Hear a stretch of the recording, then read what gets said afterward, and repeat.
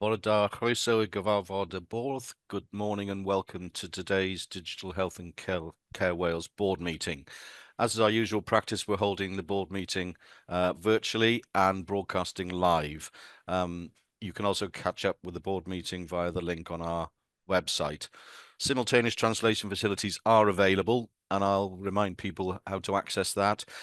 If you find the globe icon at the bottom of the screen, you may find if your Zoom is updated, this is now hidden behind the more three-dot icon. So if you find the globe icon, click on that and select Hear Translation if you wish to hear the translation. If you don't wish to hear a simultaneous translation, just leave it as original. As usual, board members, as I am now, not necessarily looking at the camera, looking at board papers, so please accept apologies for not looking directly at the screen at all times. We're going to take two breaks through the meeting today. One 10-minute break is scheduled after item 5.3, and then we'll take a half-hour lunch break, hopefully after 6.1, and we're due to conclude the meeting at approximately 1:45. Board members will have seen the consent agenda. I don't think anything has been raised in advance, but if there is anything, please do speak now, and we'll try and I'll ask Chris if we can squeeze it. Ivan, you wanted to raise something? Oh, and Ruth. Oh, this is innovative. Ivan first, and then Ruth. I'm very sorry to say, Simon, that was an accidental hand. Oh, Sorry. right. Was yours accidental, Ruth? No, I suspect not. Go on. I just wanted to note the piece on our follow-up report to the Health and Social Care Committee. Yeah. And that looks like it's our last update in there. So I just wanted to make sure that we clearly noted that and wondered if there was any feedback that we'd received at any point during this period of updates from the committee. And are we satisfied now that our normal course of business will be able to pick up any ongoing points? Thank you. My understanding is we haven't received any feedback, and we in the last report pointed out that if, as you say, Ruth, any further updates or information people want, they can receive them through the normal course of our reporting. I think that's the case, isn't it, Chris? It is, Chair, yeah. So we haven't had any formal feedback, Ruth. What we have done is signposted to all the information on our website. There were 3 recommendations within the report that they wanted, that the committees asked for ongoing updates to, rather than submit every 6 months. We've said they will continue to be available because they generally relate to our major programs on the programs delivery website within the papers. We haven't had any confirmation back yet, Ruth. Thanks, Chris. Thanks for highlighting that, Ruth. It is both useful and important. Okay, I'll now move on to the so welcome Matt Wintle. Dr. Matthew Wintle is with us, and I think we're going to see him in the video in a short while in the shared listening and learning presentation. And obviously a warm welcome to those people who don't normally attend the board meeting as they join through the meeting, if we have people joining us. Apologies for absence. I've had no apologies for absence. We've got a full house today. Declarations of interest. I've had no declarations of interest communicated. Has anything occurred to anyone since going through the papers? Lovely. Thank you very much. And if we move on to the consent agenda now, and I'll quickly go through them. So we are approving the minutes from the board meeting held on the 25th of July. People happy to do that? Thank you. We're approving the private abridged minutes from the private board meeting held on the 25th of July. Thank you. We're noting the action log, and that has one action on there, which is marked as complete. Thank you. We're noting the forward work plan. We're noting the DHCW, as Ruth highlighted earlier on, follow-up response to the joint committee session with us. Thank you. We're approving our Welsh Language Scheme annual report. Thank you very much. Diolch. We're approving the Strategic Equality Plan annual report. Thank you very much. Receiving for assurance our 23-24 decarbonisation returns. And we are approving the emergency planning annual report, item 2.9. And finally, we're noting the overview of conditions 24 to 25, item 2.10. Thank you all very much for that. We move on to the main agenda then, and the item 3.1 one, the shared listening and learning presentation, and I'll leave Rydian Hurl, Executive Medical Director, to introduce the presentation. Rydian, over to you. Thank you, Simon. Good morning, everyone. We have a short video. There's a little bit of a pause, and as the sound then kicks in, hopefully everyone will be able to hear. I'm joined by my colleague, Dr. Matthew Wintle, and we'll have probably an interesting discussion afterwards about the value of access to the patient record wherever you're working. So if we could show the video.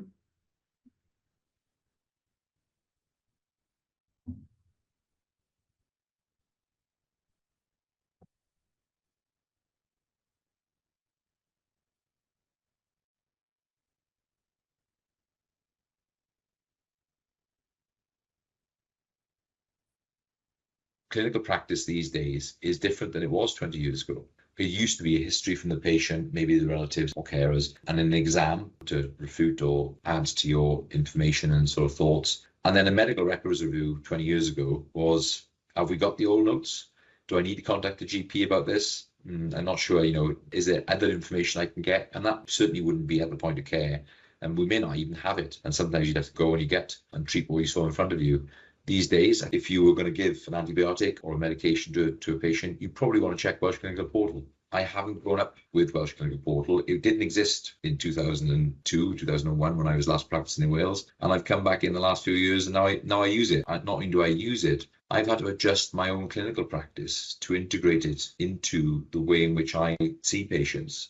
To have an electronic system that follows the patients wherever they go in Wales is a really important concept. Other tools that are mainly aimed at secondary care may not fulfill that objective. They may be only available in secondary care, not available in primary care. And so to have a communication portal where I can see the GP record, where a GP can see my discharge letter from secondary care to know what drugs and what actually happened in hospital, that's a really important communication tool. The concept of cradle to grave also, I think, is substantiated by Welsh Clinical Portal being available in primary care GPs, as well as all the way through the secondary care systems. Some things are self-evident in that you know that something is helpful, and the fact that you're using it is almost proof that it's a better way of doing things. It's an easier way of doing things. It's either more effective or more efficient or drives better decision making in patient care, etc. These are general principles for digital systems. If you don't have any information in front of you and you can't actually get the history from the patient, if you're trying to get to an early effective diagnosis, you want to get as much information as possible. So you go and look for the notes, or you go and try and get some notes or get some background history if you can't get it directly from the patient. We're in an increasing environment where patients are increasingly old, increasingly frail, and increasingly complex in the multiple comorbidities that they have. And therefore having reasonably verified information in a digital format is these days far more important than it was 20 years ago. If health boards make their own decisions about their own systems, that policy purpose of once for Wales, all for Wales, available for all patients in Wales goes away. Because if there's data in one system in a different part of Wales that isn't available in another system, then that policy is not fulfilled of being able to say that we're equal across Wales. Digital healthcare solutions such as the Welsh Clinical Portal are improving the quality in healthcare in Wales.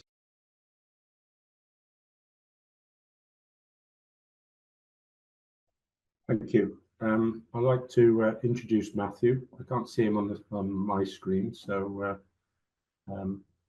Matthew and I are here to answer some questions, should you have any, about the functionality that's currently available and the benefits that it brings to patient care across Wales.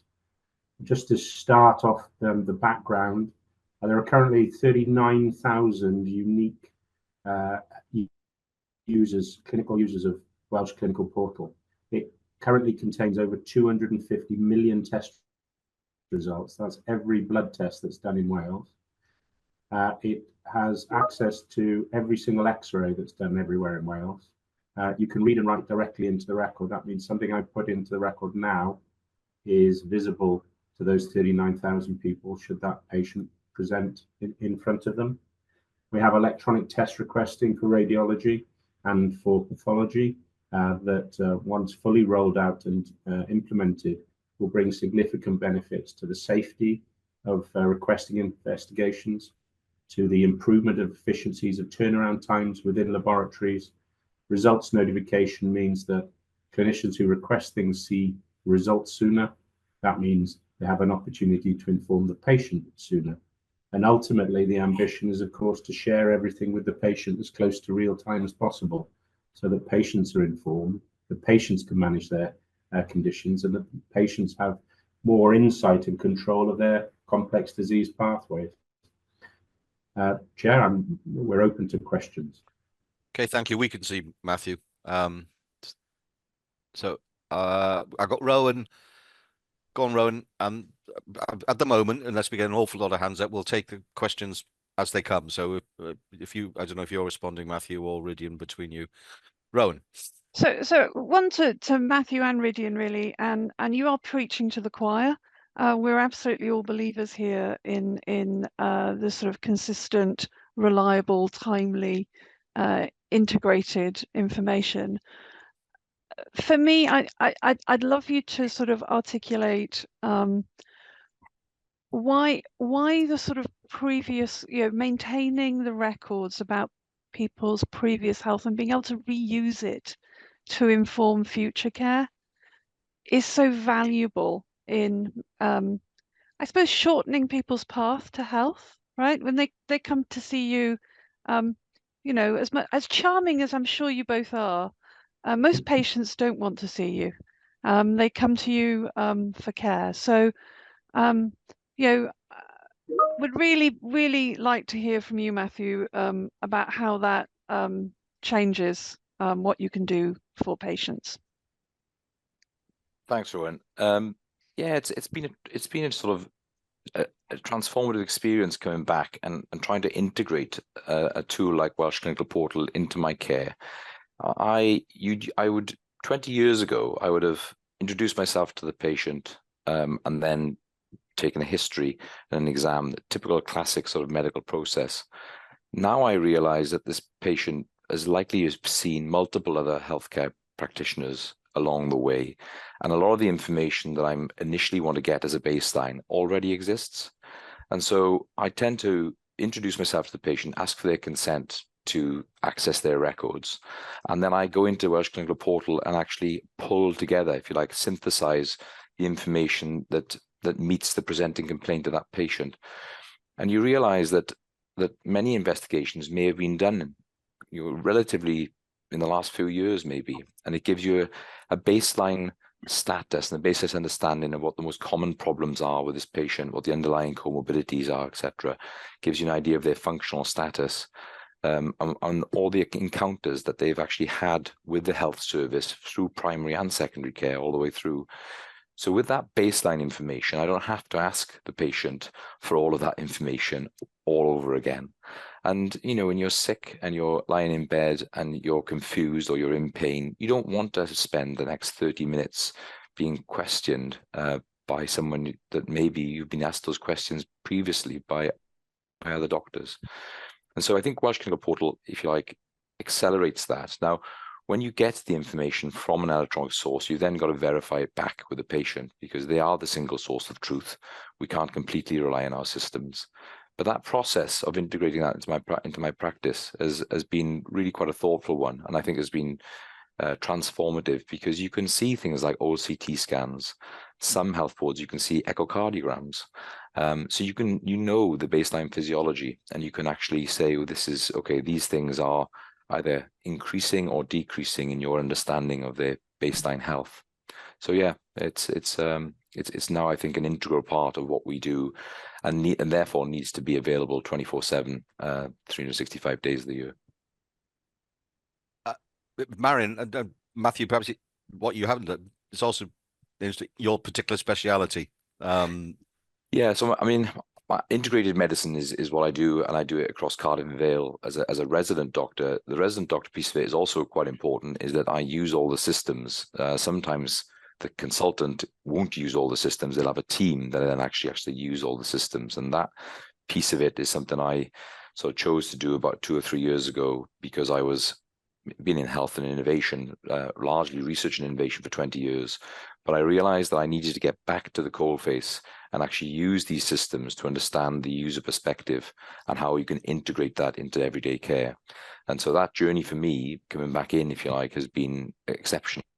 in actually using the tools and understanding what makes a difference, and interacting with my colleagues to see how they use the tools as well.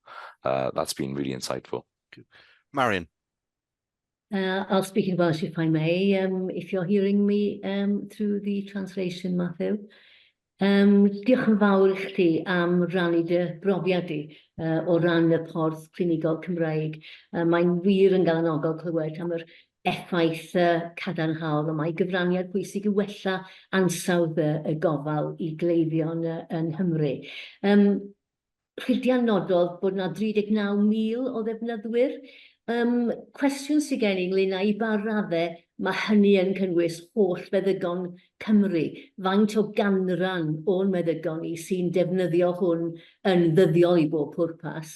A'r ail gwestiwn yn ymwneud â'r cofnodion y claf. Matthew, mi oedd ti'n sôn am pa mor ddefnyddiol ydi gallu mynd i mewn i gofnodion electronig y claf. Fydde'n ddefnyddiol i'r bwrdd, dwi'n meddwl, gael darlun o i ba raddau mae cyfnodion cleifion yn gyffredinol ar draws Cymru wedi cael ei digideiddio ac ar gael i feddygon fel Matthew yn electronig. Diolch. Thank you, Marion. I'll probably pass some of the background questions in terms of data and extensive use to Rhydian if he has some answers for that, because he's obviously been part of Welsh Clinical Portal development and assessment for a bit longer. Rhydian, I hope that's okay. So I mean, there are 95,000 around that full-time equivalent across the NHS in Wales. And of course, they're split, Marion, into clinical and non-clinical. You can't deliver care in secondary care without access to Welsh Clinical Portal. So I'm pretty confident it's 100%. You can deliver care in primary care without access to Welsh Clinical Portal, but there's a gap in your knowledge. We have an ever-increasing uptake of access within primary care. I think probably one of the gaps, and it's worth always considering which element of the workforce may have gaps, and that would be the locum mobile workforce, particularly in the community.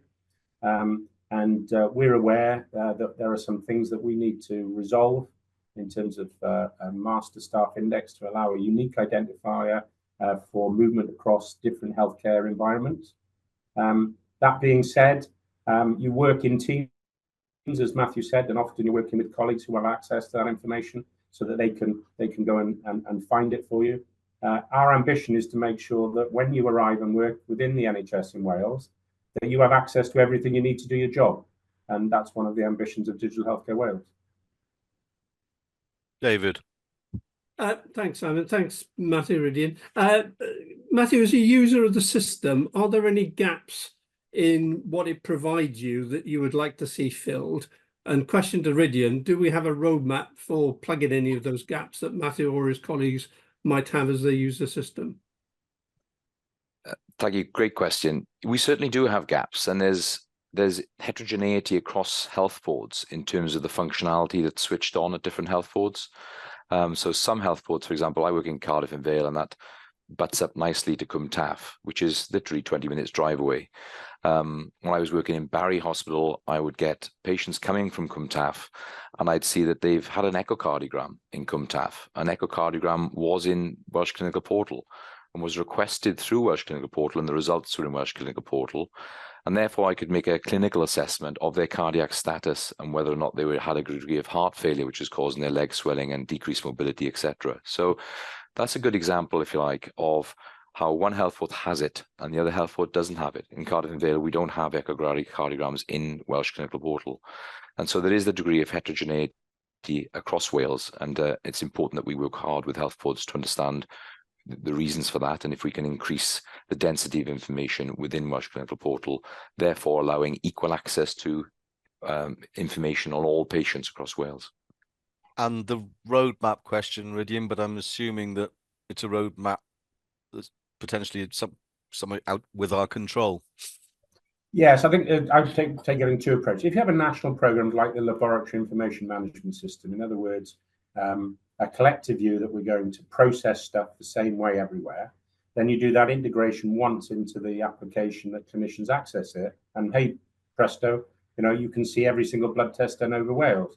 If you've got a unique legacy cardiology system that does a scan of the heart in in environment A, and in environment B, a different hospital down the road, they've got a different one, and everyone's got a different one, then suddenly you've got 10 systems to integrate, 10 systems where the demographics regarding that patient may be different. That integration is a problem. And that's just, say, one system for scans of your heart. Then you can look at all the other different investigations you can have across the NHS in Wales. If you take an example of the All Wales genetics programme, the fact that everything is processed in one place, then you could do, the ambition should be to, or what services can we collect together to make sure that the content is rich? And Simon, you'll be aware we've had conversations about our ambition is to collect everything from every care event, to store it securely and to share it legally for the benefit of those patients. So we have roadmaps we work with individual health boards about what matters to them, what systems they have, how we get that content out. But that requires resource, timing, integration, and all those other checklists. So it's a slow burn, I'm afraid. We could do it faster through the networks, collective purchasing of things that when they come up for renewal. So rather than having multiple cardiac systems, the national procurement of the similar product from everywhere, so that you get it out of the box once from everywhere, would be ideal. We're a long way from that. Thank you, Rudian. Ivan. Thanks, Matt. I really enjoyed the presentation. As everybody knows, our purpose is to make digital a force for good, and we do that through providing digital tools and data and information tools to people. And this is a good one. 39,000 people are using it, and really came across, how it's helping you in your daily work and how important it is to delivery. I'm even more proud that this is a product that we've built and developed in-house, that our teams have created and manage and maintain. But just because it's built in-house doesn't mean it comes for free. So, and I know it's difficult to unravel the specific costs of the Welsh Clinical Portal because it draws on so many other aspects of our architecture, our integrations, and our data stores. But I'd just be interested in a roughly how much does WCP cost on an annualized basis, and who's paying for it? Because all good things have got to be paid for, and someone's got to do the paying. So I'd just be interested just to give a general sense for people who are watching.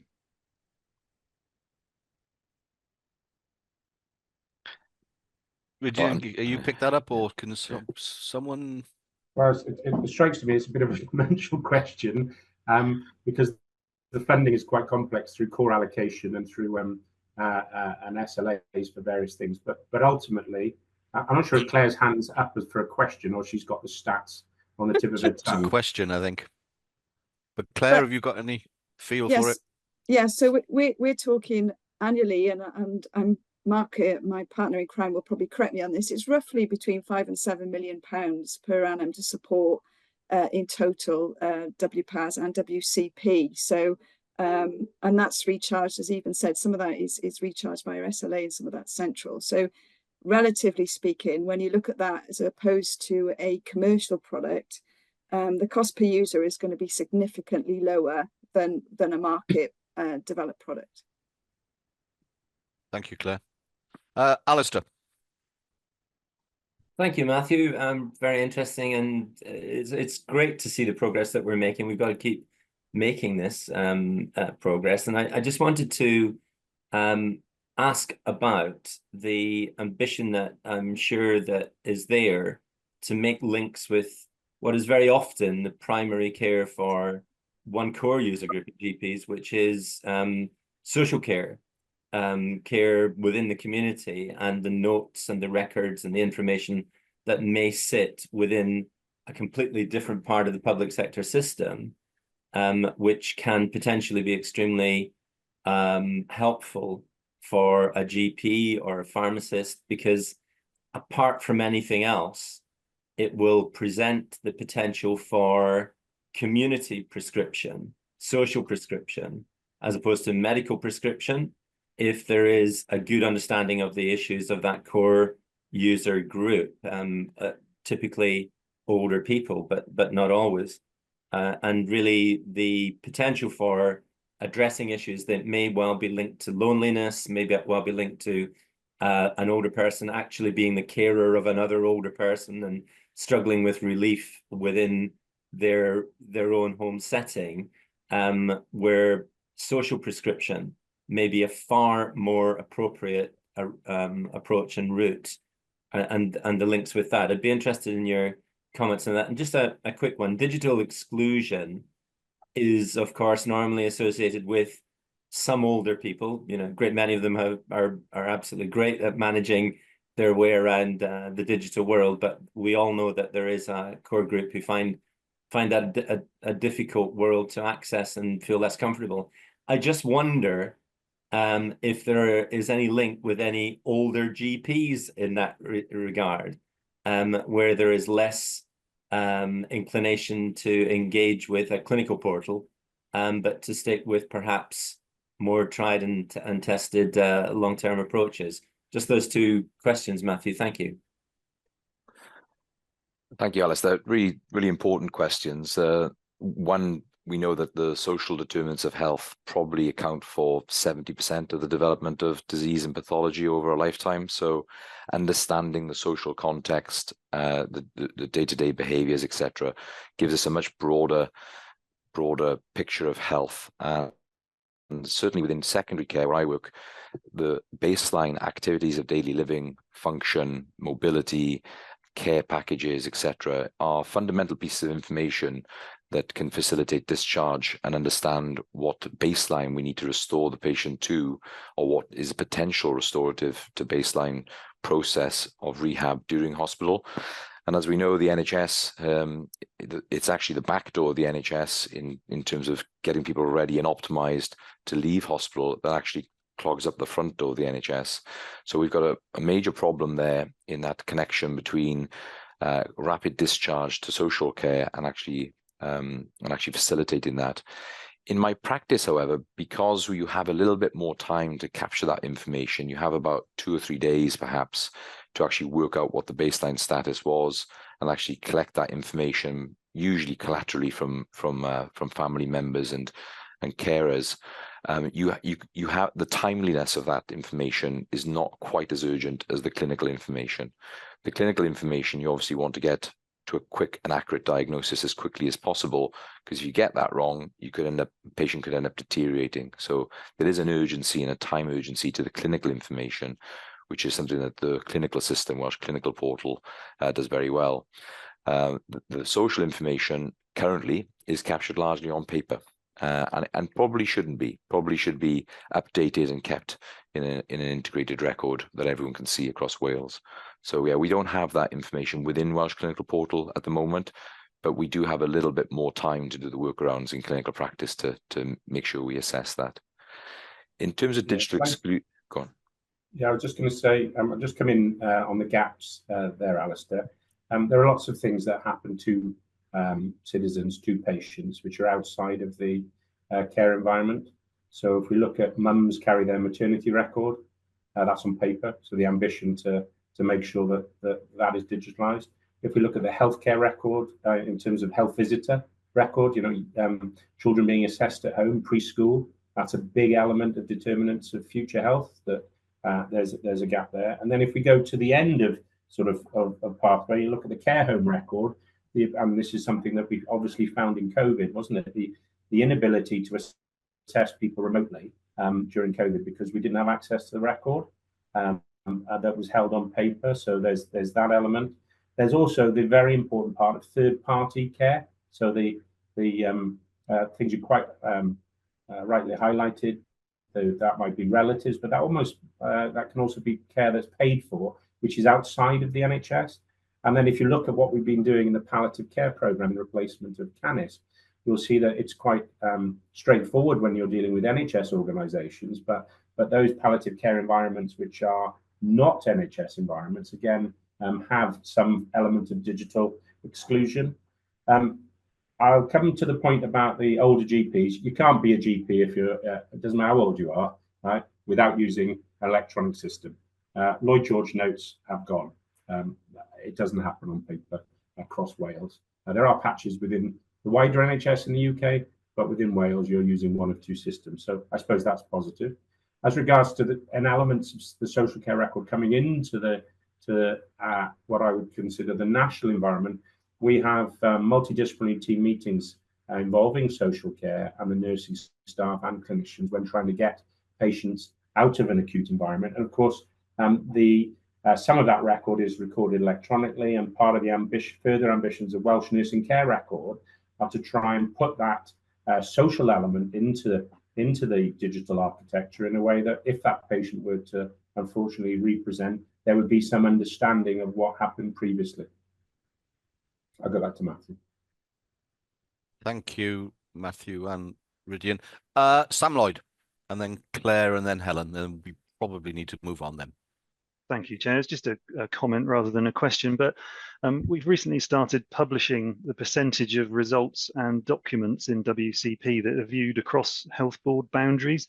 And in some health boards, that's over 50%. So it really goes to show the extent of the requirement for single national services, and I think how far we've come in delivering that vision of streamlining the delivery of care and ensuring that information is available to clinicians regardless of where they or the patient are based. So notwithstanding the point that Matthew made about not all functionality is universally deployed, but I think we really have made a difference in this regard, in the sense that we're making data available at the point of care regardless of the base of the patient or the clinician. Okay, moving on, Claire. Great, thanks. And I can assure you that the cost per user is less than the Microsoft license, so it's really good value for money. On my question is based on usability and functionality. Recently, we went and saw this in action at BCU, and obviously leading the Building Our Future transformational program for DHCW, we are keen to build our digital lab and bring some of these things to life. As a key user, what opportunities do you see to improve the usability of WPAS, and how do we at DHCW interact with the clinical teams to really enhance a product that is clearly something that is part of your daily lives? Who's going to go first on that? Matt or Rydian? I'd like to hear Matthew's experience within the different hospitals that he's worked, regarding the kit that he's using as a starter for 10. So it's fascinating. Some things are digital and working very well, and give you timely access to key information about the patient, such as Welsh Clinical Portal. So I haven't personally had any downtime with Welsh Clinical Portal. I've always been able to access it, single sign-on. I know that I'm getting tracked on the back end, so I know that the IG side of it is also robust in that it tracks every keystroke that I use within it and which data I've used that, etc. So that's all extremely positive.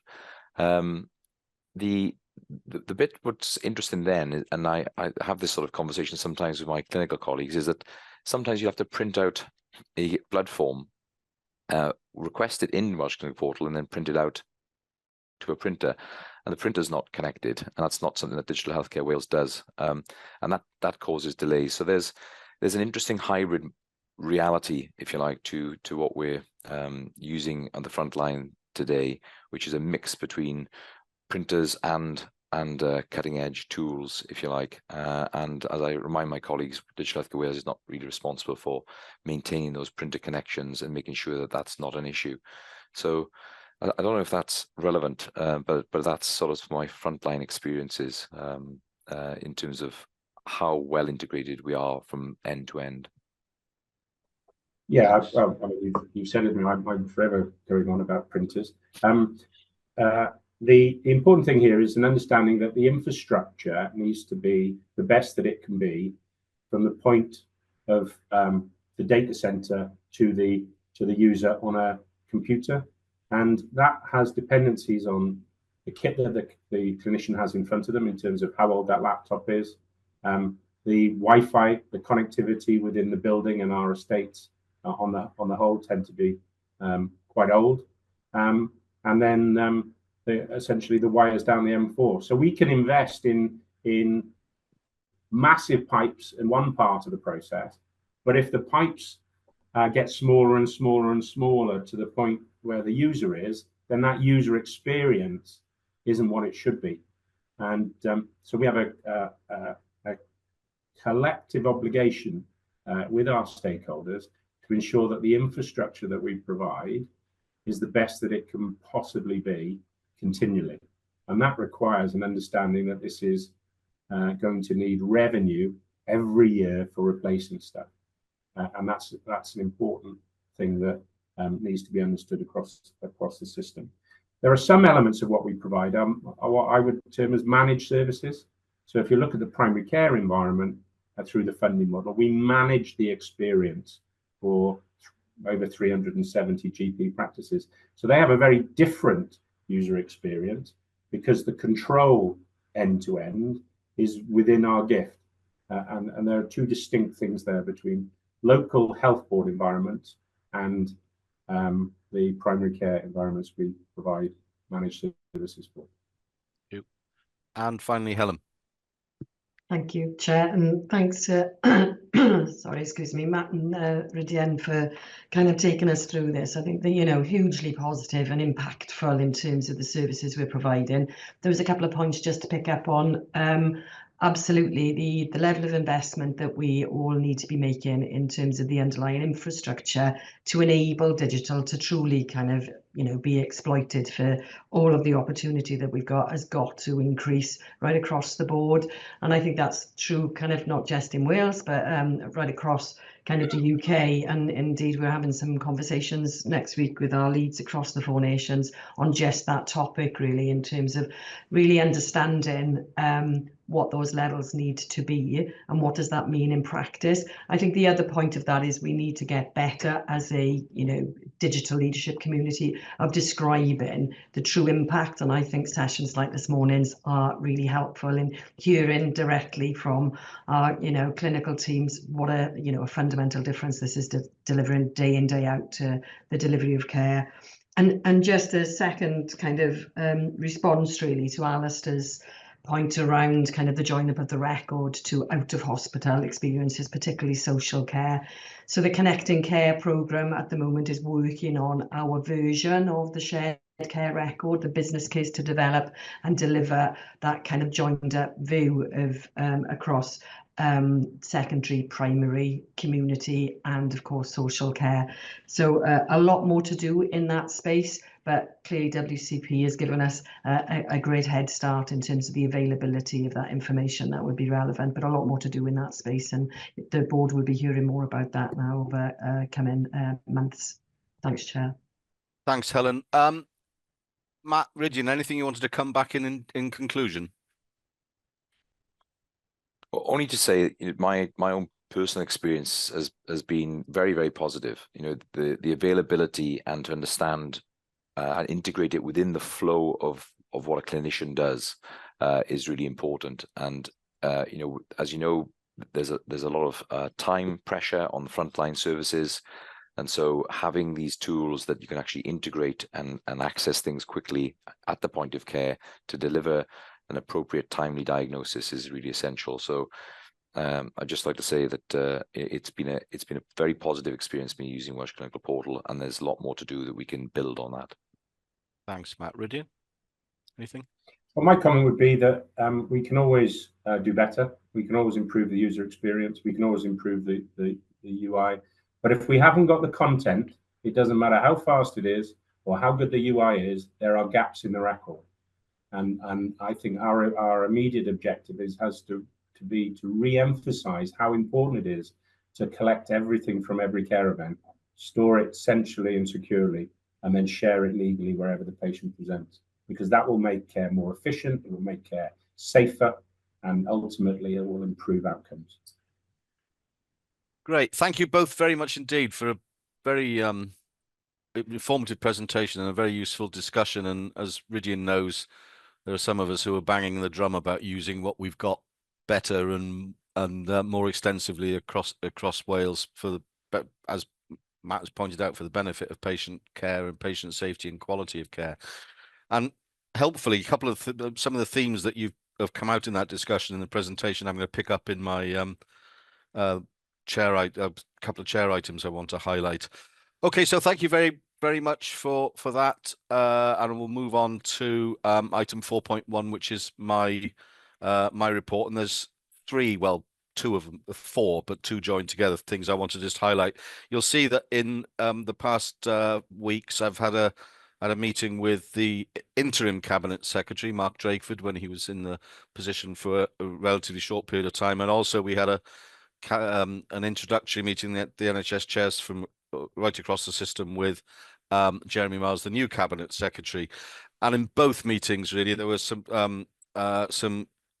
key issues that I wanted to get across, and I described it in the conversation, the discussion with the current cabinet secretary, that there were three principles that if they were applied to digital going forward, that we would make great strides in the right direction. And the first one was that digital is everyone's concern. So that addresses the sorts of things that Rydian's been talking about in terms of investment and prioritization in, let's say, kit and infrastructure to enable the pipe to be big enough wherever it is to do the sorts of things we've just been talking about. The second is digital first. You don't do anything unless you've explored why you're not doing it digitally, or why digital is not front and center of whatever service development. And the third is the default position should always be once for Wales, and the only reason that you wouldn't do once for Wales is either clinical safety or patient safety. And I'm pleased to say that the current cabinet secretary was in agreement with all three principles, and I'm hoping, and it may take some time, that that the stars are aligning around once for Wales, and we will get some government ministerial priorities around once for Wales being the way forward, being the safe way forward, being the sensible way forward. Whether it's in my lifetime, I'm not entirely sure, but I'm sure the stars at some point are going to align around this, and lots of people around this table are doing lots of work to secure that position. So that was very useful conversations with both cabinet secretaries that we've had in the last few weeks. I then had I've been visiting the chairs around Wales and went to see Jan Williams, Swansea Bay's new chair, and Neil Wooding, Hywel Dda's new chair, together, because they're increasingly doing work jointly, which is why Once for Wales is really important for them, that their systems align and can talk to each other. And that their clinicians are using common systems across both areas. It's a very useful meeting, and they are establishing, as they've been required to, a joint committee of both boards, both exec and non-exec. And at some point in the not too distant future, I'm very much hoping that us as a board will meet that joint committee, so that we're actually talking to the whole of Southwest Wales in the context of the digital agenda. So that was a very positive and useful meeting, as was the end of year review with Judith Paget of Helen as our chief executive.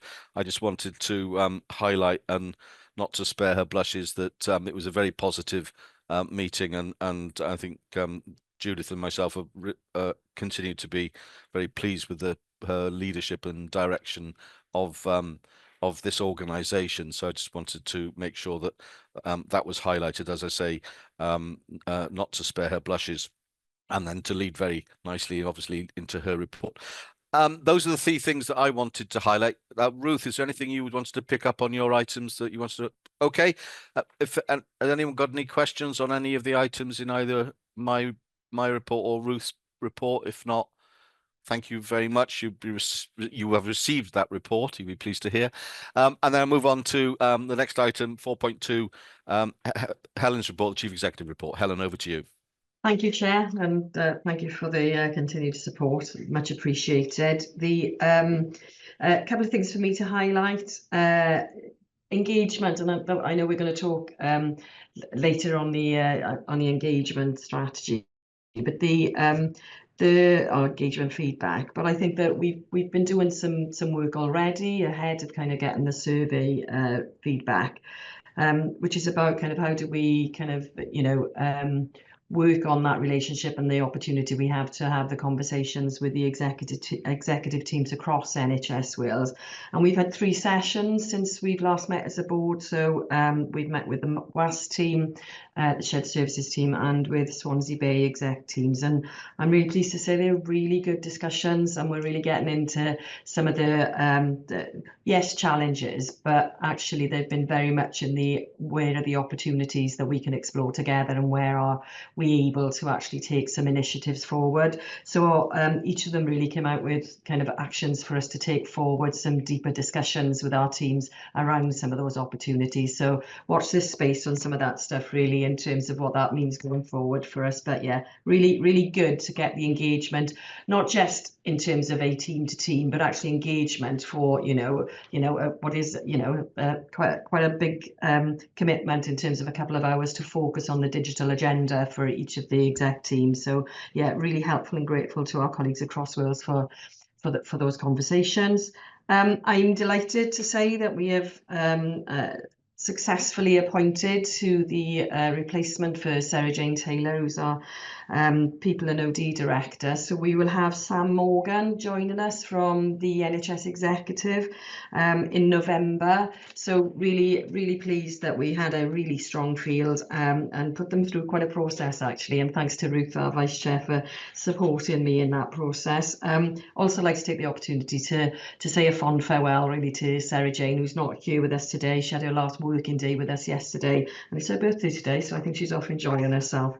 But wish her well in her new role. And then finally, just the other point for me to highlight is the Digital Data and Technology Governance Review that Judith Paget, the NHS Wales Chief Exec, commissioned back in the summer.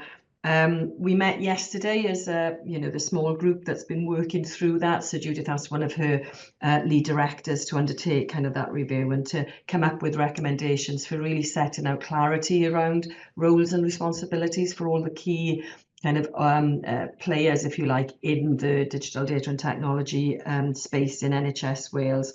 So some really good work that's been done. There's some further work that needs to be done following yesterday's conversation to actually get to a draft set of recommendations, really, for Judith to consider and take forward. And I'm really pleased to say we're going to be involved in supporting some of that work around what that broader kind of digital governance framework needs to look like for NHS Wales, and the clarity around the roles and responsibilities, and actually some clarity around the Once for Wales policy position. So yeah, really grateful for Judith and her team in terms of the work that's going on in that area. And of course, I'll update the board next time in terms of the outcome of that. They were the main points for me to raise from the report. Thank you, Chair. Thank you, Helen. Anyone got any questions or comments? Okay, lovely. We'll receive that report and then move on to part 5 of the agenda, the strategic items. And 5.1, the first is the IMTP update, and this is going to be introduced by Ifan. Diolch yn fawr iawn, Simon. Byddai'n siarad yn Gymraeg i rheini sydd angen newid i'r dull cyfieithu sydd gyda ni. A dwi eisiau sôn am 2 beth. Mae'r papurau yn y pecyn, gerech bron. Dwi eisiau sôn yn gyntaf am yr amodau atebolrwydd, yr accountability conditions sydd ar yr IMTP sydd gyda ni eleni, a wedyn sôn rhywfaint am y gwaith paratoi ni'n gwneud sydd wedi cychwyn ar y broses o ddatblygu IMTP blwyddyn nesaf, wel, a 2 mlynedd nesaf, ond yr IMTP bydd yn dod gerech bron fel bwrdd diwedd mis Mawrth nesaf. Felly yn gyntaf, fel mae'r papur yn dweud, mi gaethon ni lythyr oddi wrth y Llywodraeth yn gofyn i ni gytuno cerrig milltir, i adolygu'r cerrig milltir sydd gennym ni a i gytuno cerrig milltir newydd.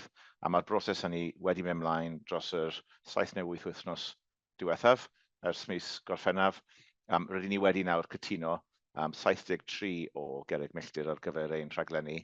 Mae rheini'n gerrig milltir chwarterol, mi ni ar fin cyrraedd chwarter 2 yn amlwg, ond ni'n wynbles iawn bod ni wedi cyrraedd cytundeb gyda'r Llywodraeth trwy sawl cyfarfod a hefyd trwy ddogfennau yn mynd yn ôl ac ymlaen. Mae hynna'n rhywbeth i'w groesawu achos mae fe'n rhoi mwy o sicrwydd i ni o ran beth ni'n mynd i gael yn asesu yn ei erbyn a sut mae'r Llywodraeth yn mynd i fod yn goruchwylio ac yn cael eu sicrwydd nhw ar gyfer yr arian sydd yn dod o dipeth yn benodol, ond mae yna rhagor mewn yna yn ogystal.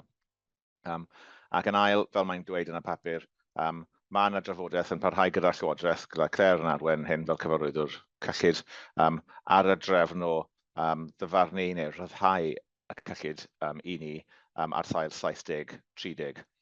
Fel arfer, mae'r cyllid yn cael ei ddyfarnu i DHCW mewn llythyr cyllido sydd yn mynd dros nifer o flynyddoedd a sydd yn rhoi sicrwydd llawn ar gyfer y cyllid hynny, a ni felly wedyn yn medru recrwtio yn erbyn hynny a cynllunio sut fyddwn ni yn cyflawni y rhaglen. Ond mae'r drefn hynny wedi newid yn awr, ni wedi symud i drefn blynyddol a drefn sydd yn amodol o fewn y flwyddyn, gyda 70% o'r cyllid wedi ei ryddhau i ni yn awr a'r 30 sy'n weddill yn cael ei ddal yn ôl. Yn amodol ar sut i ni'n cyflawni yn erbyn y cerrig milltir sydd wedi cytuno. Mae hynna yn cyflwyno nifer o heriau ni o ran y ffordd i ni'n adrodd yn sefyllfa cyllido, a hefyd o ran y recrwtio a'r sicrwydd sydd ar gyfer rhaglenni.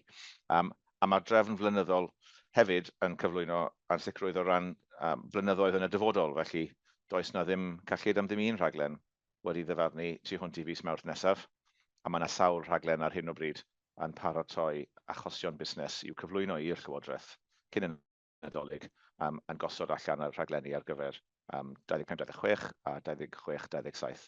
A mae yna rhaglenni eraill sydd â cynllun busnes 5 mlynedd enghraifft fel LIMS a RISP, lle mi fyddwn ni'n defnyddio dogfennau hynny, ond mae yna rhai eraill lle mae'n rhaid i ni wneud gwaith o'r newydd. Felly mae'r tîmoedd o fewn y rhaglenni gyd yn brysur iawn, ond mae gyda ni gymaint o sicrwydd a fedrwn ni ar hyn o bryd o ran deall beth yw'r holl amcanion i ni wedi derbyn oddi wrth y Llywodraeth.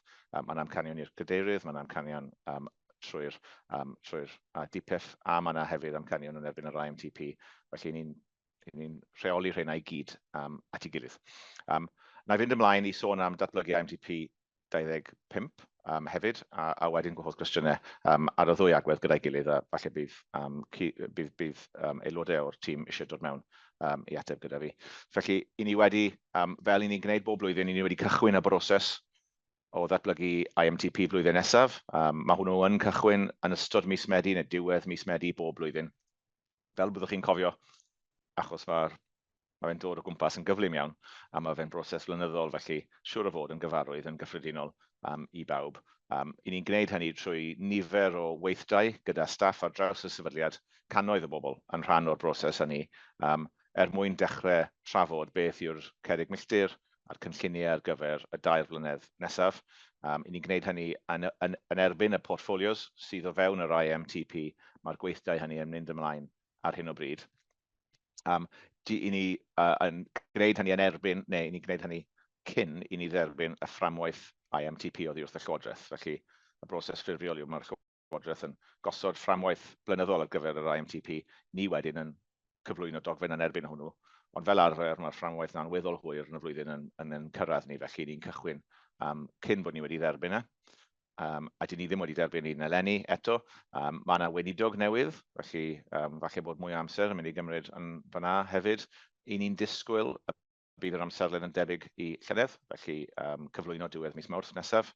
A i ni hefyd yn gobeithio byddwn ni'n cael rhyw fath o amcan bras o le bydd y fframwaith, a wedyn y manylion i ddilyn ymhellach, bydd hwnna'n gymorth i ni wrth bod ni'n gwneud yn gwaith cynllunio. Ond fedrwn ni ddim aros, felly ni wedi cychwyn ar y gwaith a rydyn ni'n bwrw ymlaen. Mae yna rai newidiadau.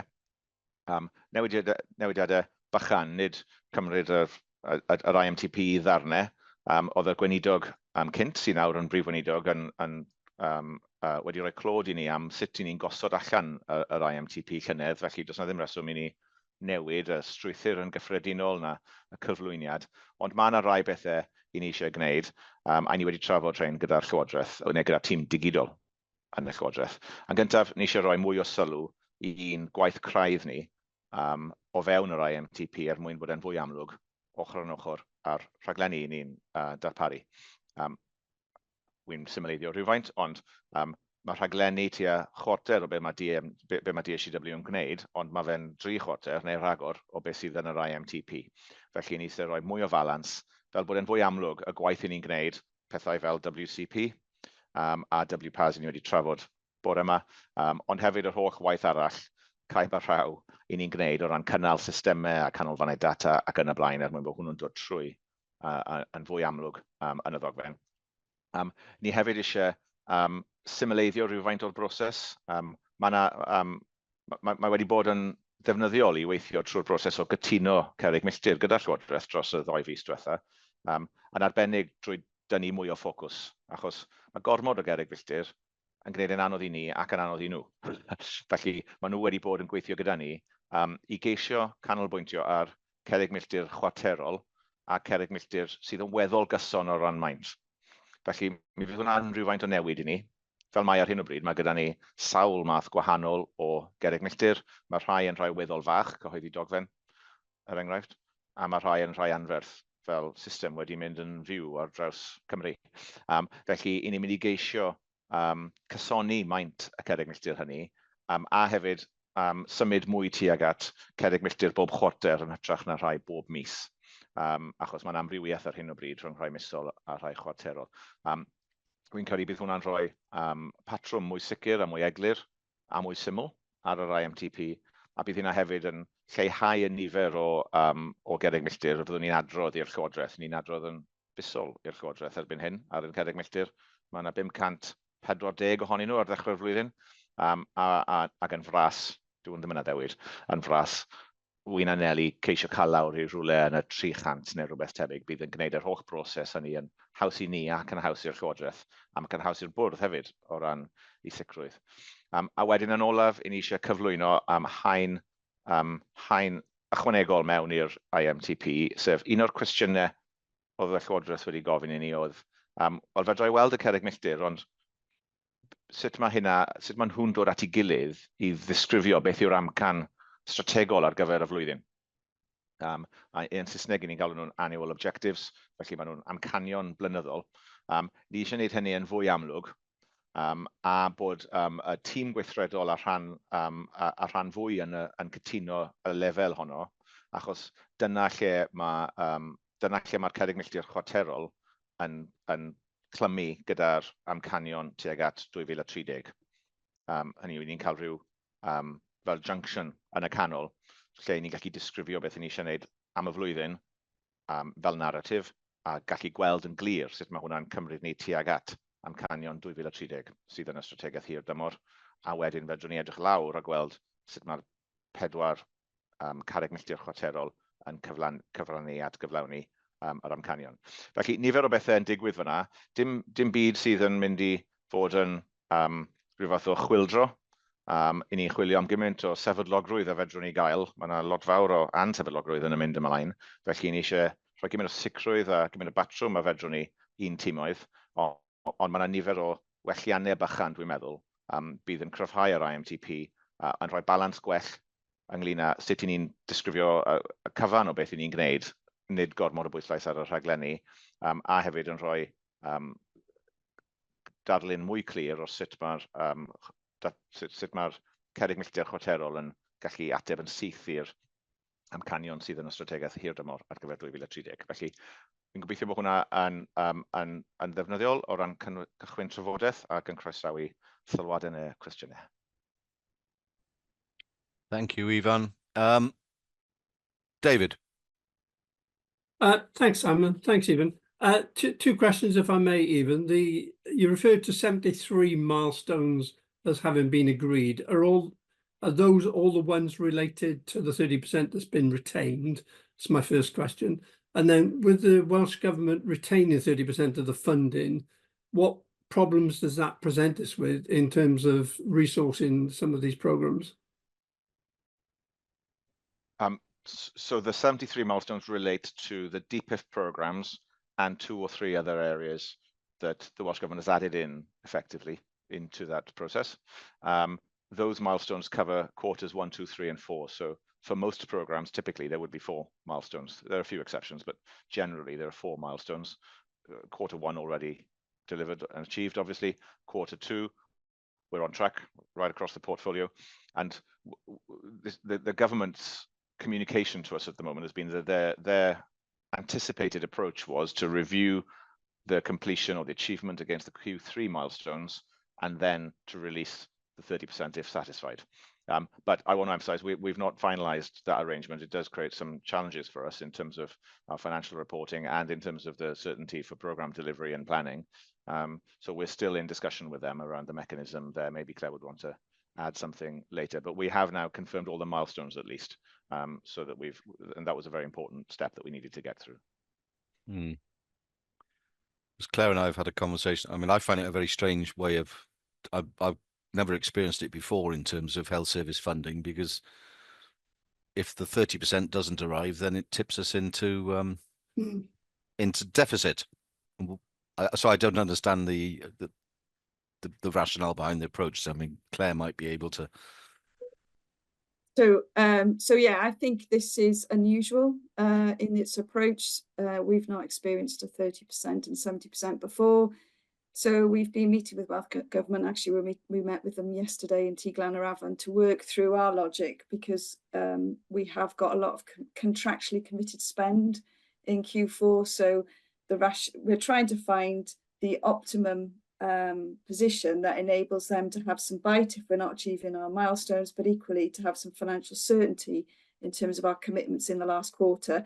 And they're they're a new team there, so they're also getting them up to speed to understand where we're coming from. So we had a really constructive meeting yesterday, and they're going to work with us to find the right balance between our committed spend, which we will have to settle before the year end, and any outstanding commitments that we may have, and how they relate to the milestones.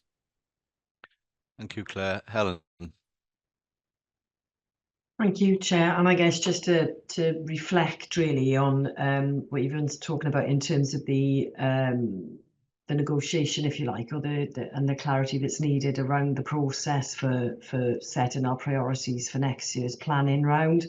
And I guess the reflection that the planning guidance doesn't really take account of organisations like us, who are, you know, outside of direct care delivery, and set out perhaps in clear enough terms what the expectations are. So I think that we'll see, as part of some of the ongoing discussions around the governance arrangements, whether there'll be perhaps a bit more specificity come in from Welsh Government in terms of the priorities they'd want to see reflected in our plan. So, and if we get those in line with the planning guidance, I think that will help us this year in terms of building that clear picture out, so that there is that direct line of sight from government through to our plans. But yeah, I think just a reflection for board members really, in that, you know, that there's a bit more work to do in terms of that being set out more clearly for all of us. Thanks, Helen. Chris, Rowan, and then Marion. Thanks, Simon. Yeah, it builds on the points that have been made, but just to emphasise, I guess, that the board has a responsibility for approving a balanced plan at the start of the year, and then the responsibility to ensure we break even at the end of the year. So I think collectively, you know, we do need to think, and clearly Claire's leading that work and discussion with Welsh Government about the implications of a 70% initial allocation, then a 30% release in year based on delivery, if that is the way they went, because that does have implications for us as a board in terms of where we think, you know, from a financial governance perspective, we're going to be at the end of the year, depending on the different outcomes. So I just think it's worth reminding board members of that. Yeah, it's also probably worth a question asking of Audit Wales when they come to do the final year audit on their view on the impact on us of that sort of approach. Rowan, and then Marion.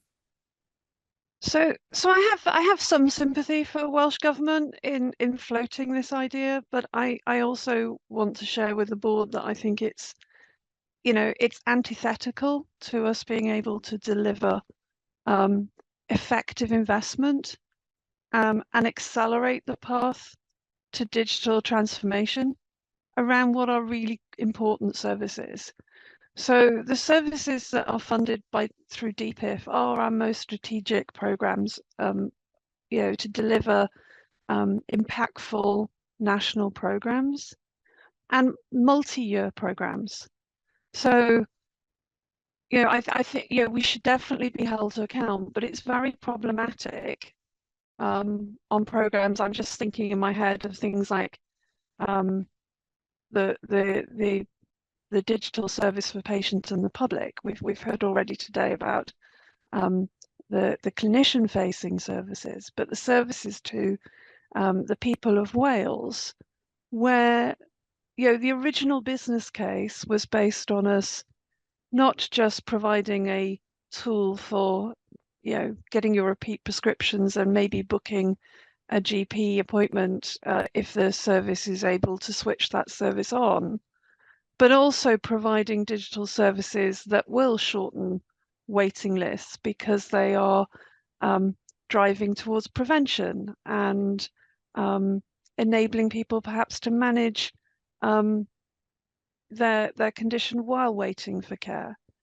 So I would just, as a board member, whilst Chris, I think you're very right to remind us of the fiduciary duty, is also a statement back that we exist to provide services across Wales, and this approach perhaps will hinder us being able to make those multi-year plans and accelerate investment and delivery of those services, which of course, the longer you take to deliver a service, the more it costs.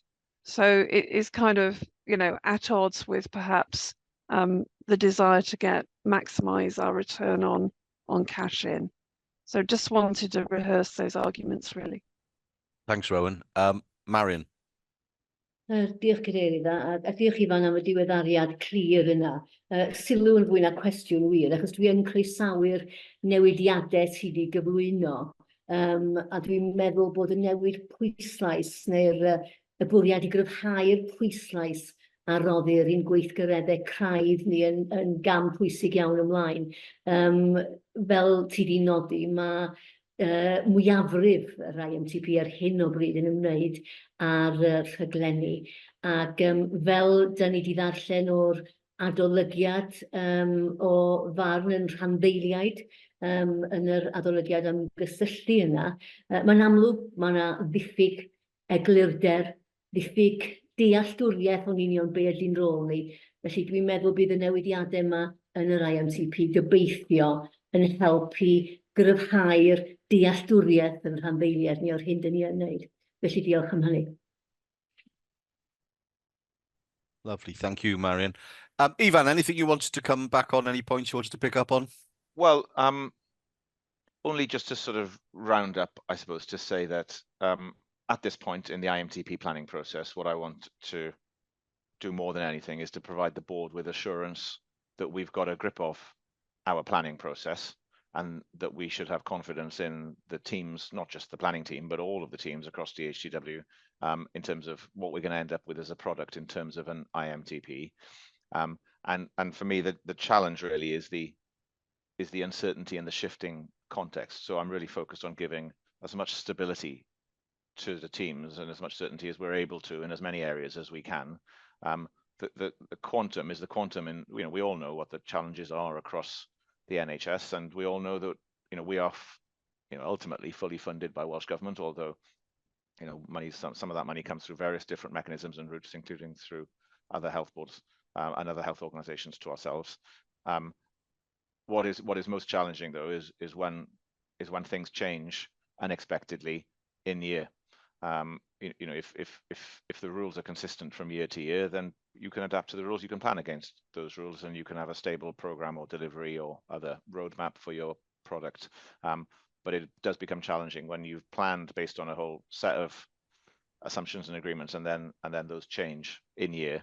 And teams are coping admirably with that in terms of, and I think the tools that we have, the way that we manage our milestones, enable us to be transparent about where the pressure hits us and how we recalibrate. Several programs have been through a recalibration exercise over the last, two in some cases, over the last 6 months.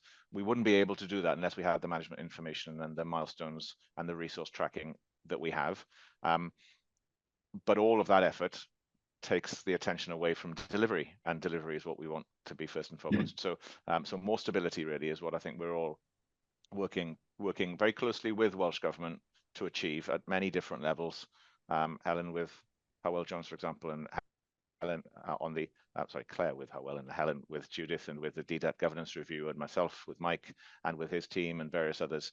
We're just trying to move towards certainty and stability. And I think that's what we're aiming for over the next few months.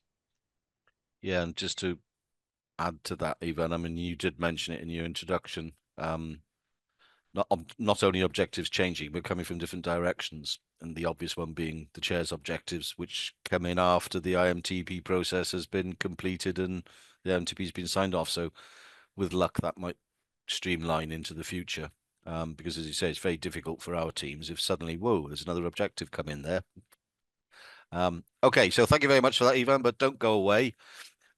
Because we're going to move on to the next item, which is an update on our long-term strategy action plan, and you're going to introduce this item as well. Thank you, Ivan. I am. Diolch yn fawr iawn, Simon. Yn Gymraeg eto. Felly, dyma'r diweddariad cyntaf ar y strategaeth hir dymor. Mae'n strategaeth 6 mlynedd, fel ydych chi'n cofio, a mae hon yn diweddariad ar y 6 mis cyntaf. Felly, rydyn ni 1 rhan o 10 o'r broses. I ni wedi cychwyn ar yn gwaith. Ydyn ni 1 rhan o 10?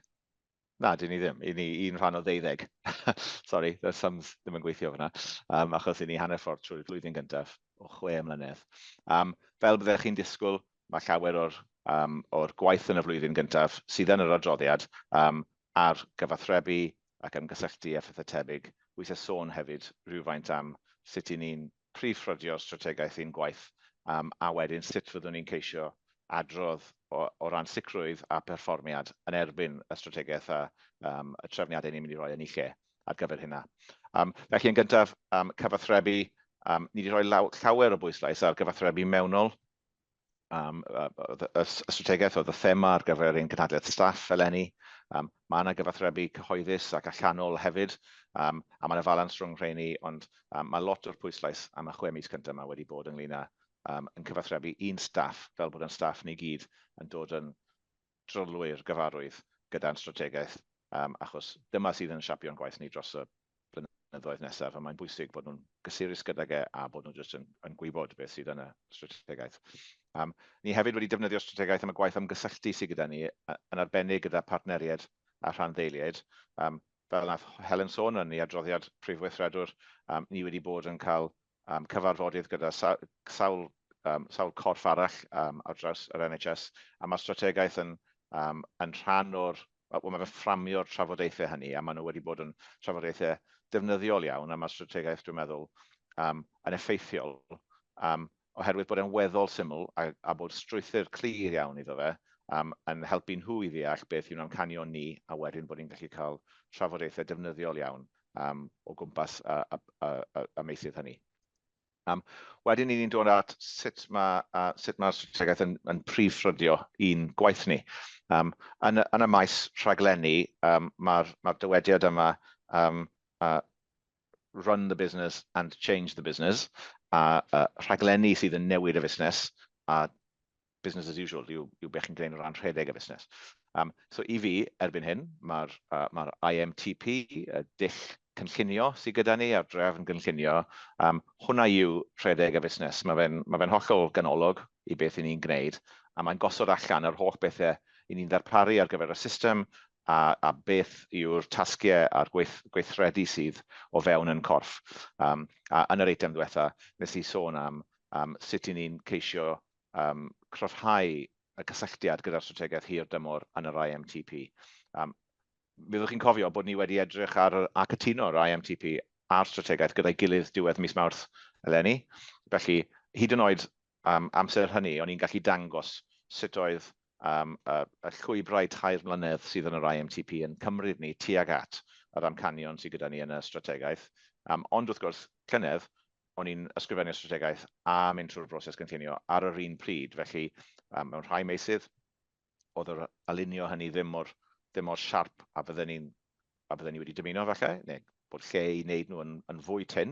A dyna beth fyddwn ni eisiau wneud eleni gan ddefnyddio'r amcanion blynyddol hynna fel y brif offeryn i sicrhau bod ni'n dyn iawn o ran sut mae y strategaeth 6 mlynedd yn cael ei adlewyrchu yn yn IMTP 3 blynedd, a wedyn lawr i beth ni'n mynd i wneud bob blwyddyn, a wedyn lawr i'r cerrig milltir chwarterol mewn ffordd clir iawn a sydd yn hawdd i'w ddeall, achos dyna ni'n meddwl bydd yn rhoi gafel. So dyna yw'r rhedeg y fusnes.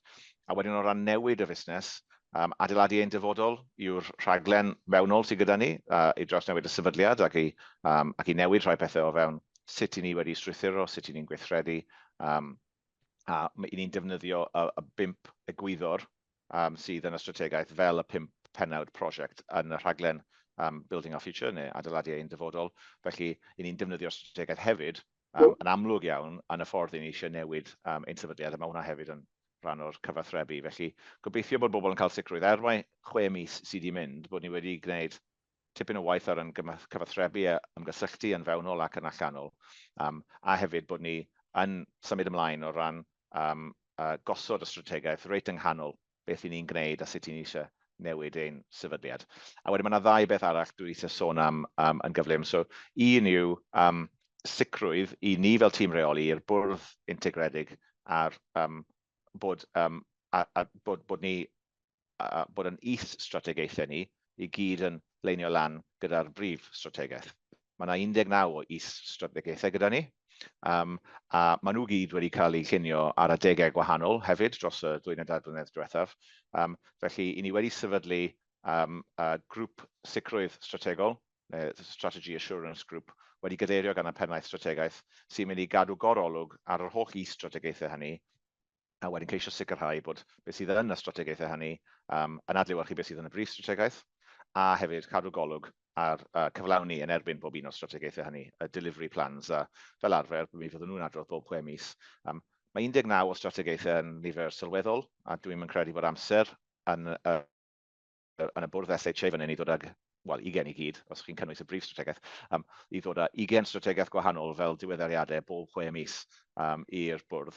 Felly mae yna rôl bwysig iawn gyda'r grŵp yna i geisio dod â hwnna at ei gilydd mwyn rhoi'r sicrwydd sydd yn bwysig iawn i chi fel bwrdd, wel i ni fel bwrdd, bod y strategaethau i gyd yn mynd i'r un cyfeiriad, a bod ni'n cyflawni beth ni'n dweud i ni'n mynd i gyflawni yn y strategaethau. Felly fi'n credu bod y grŵp hynny yn bwysig, fel mae'n digwydd, mae'n cyfarfod heddiw am y tro cyntaf. Felly Bryn sydd yn cadeirio'r grŵp hynna. A wedyn yn olaf, perfformiad, sut i ni'n perfformio. Mae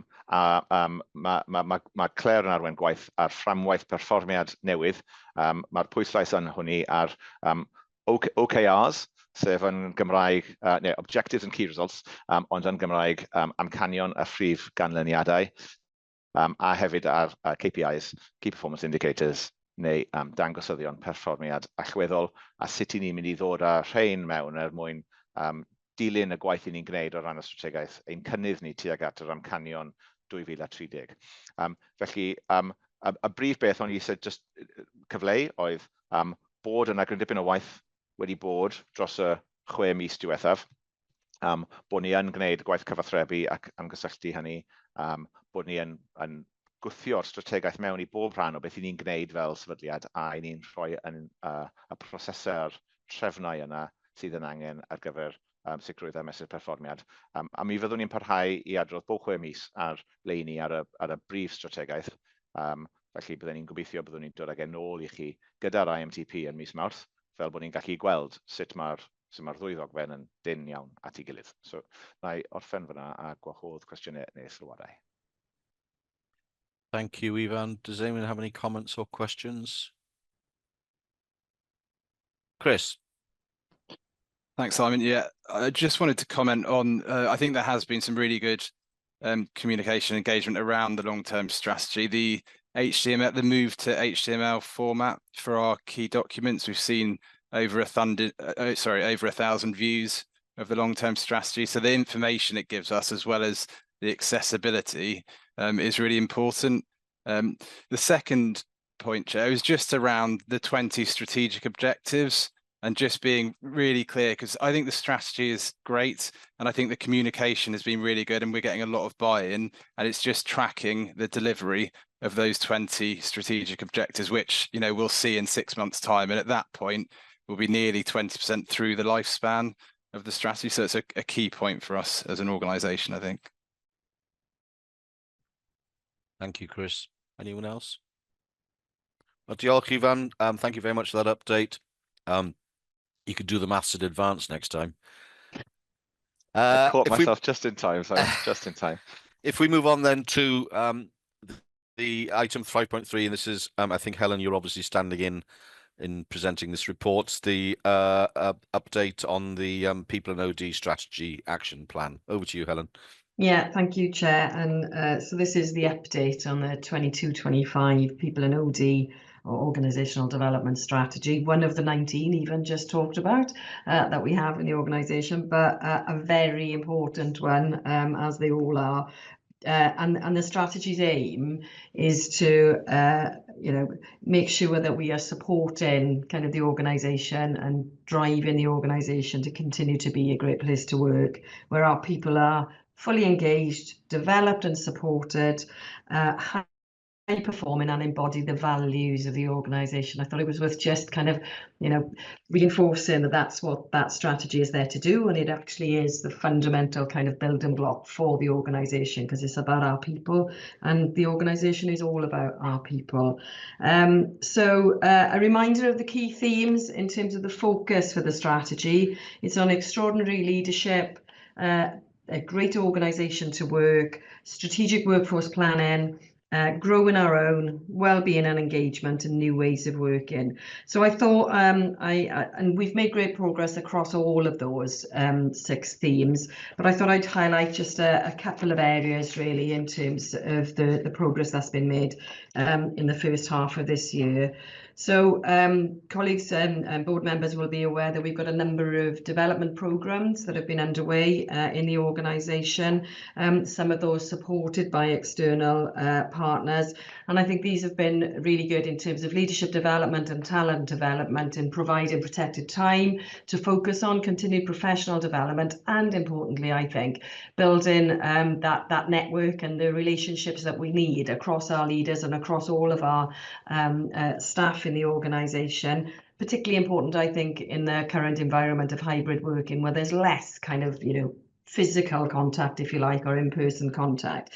And they've been really successful to date. And we are, the leadership one, for example, we completed the King's Fund support earlier this year, but we agreed unanimously that we wanted to continue to kind of the programme really of getting together and ensuring that we are developing ourselves personally and as a collective, as the senior leadership in the organisation, and the same will be true, I'm sure, for the other cohorts. So really good progress there.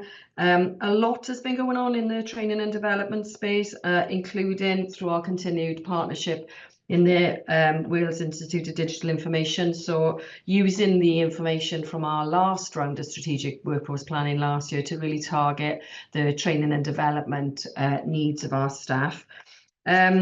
A lot in the supporting careers, so whether that's in engaging our communities and the schools and careers kind of presence that we've been really stepping up. So a lot there in terms of that onward development for, growing our own and actually making sure that we've got that talent pipeline and that our future stars actually realise how many kind of great dynamic careers you can have with digital health and care Wales, and within digital across the NHS actually. So make sure that we spread that word.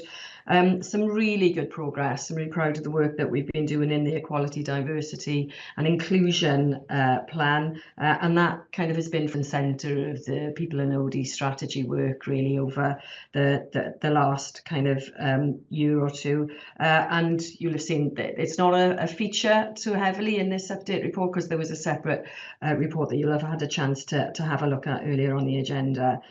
And then the focus really on the strategic workforce planning, just to, that's a skill in itself, I think. So there's a maturity for us as an organisation to really kind of embrace what that means to us. And that's not just trying to forecast how many people and what kind of people that we need in particular roles in order to kind of fulfill the demand and the needs that we've got. It's also kind of a key aspect of how we identify what the skill mix that we need, and what that kind of the upskilling that will and is required in our workforce, and how we facilitate those opportunities for our staff to develop in their careers.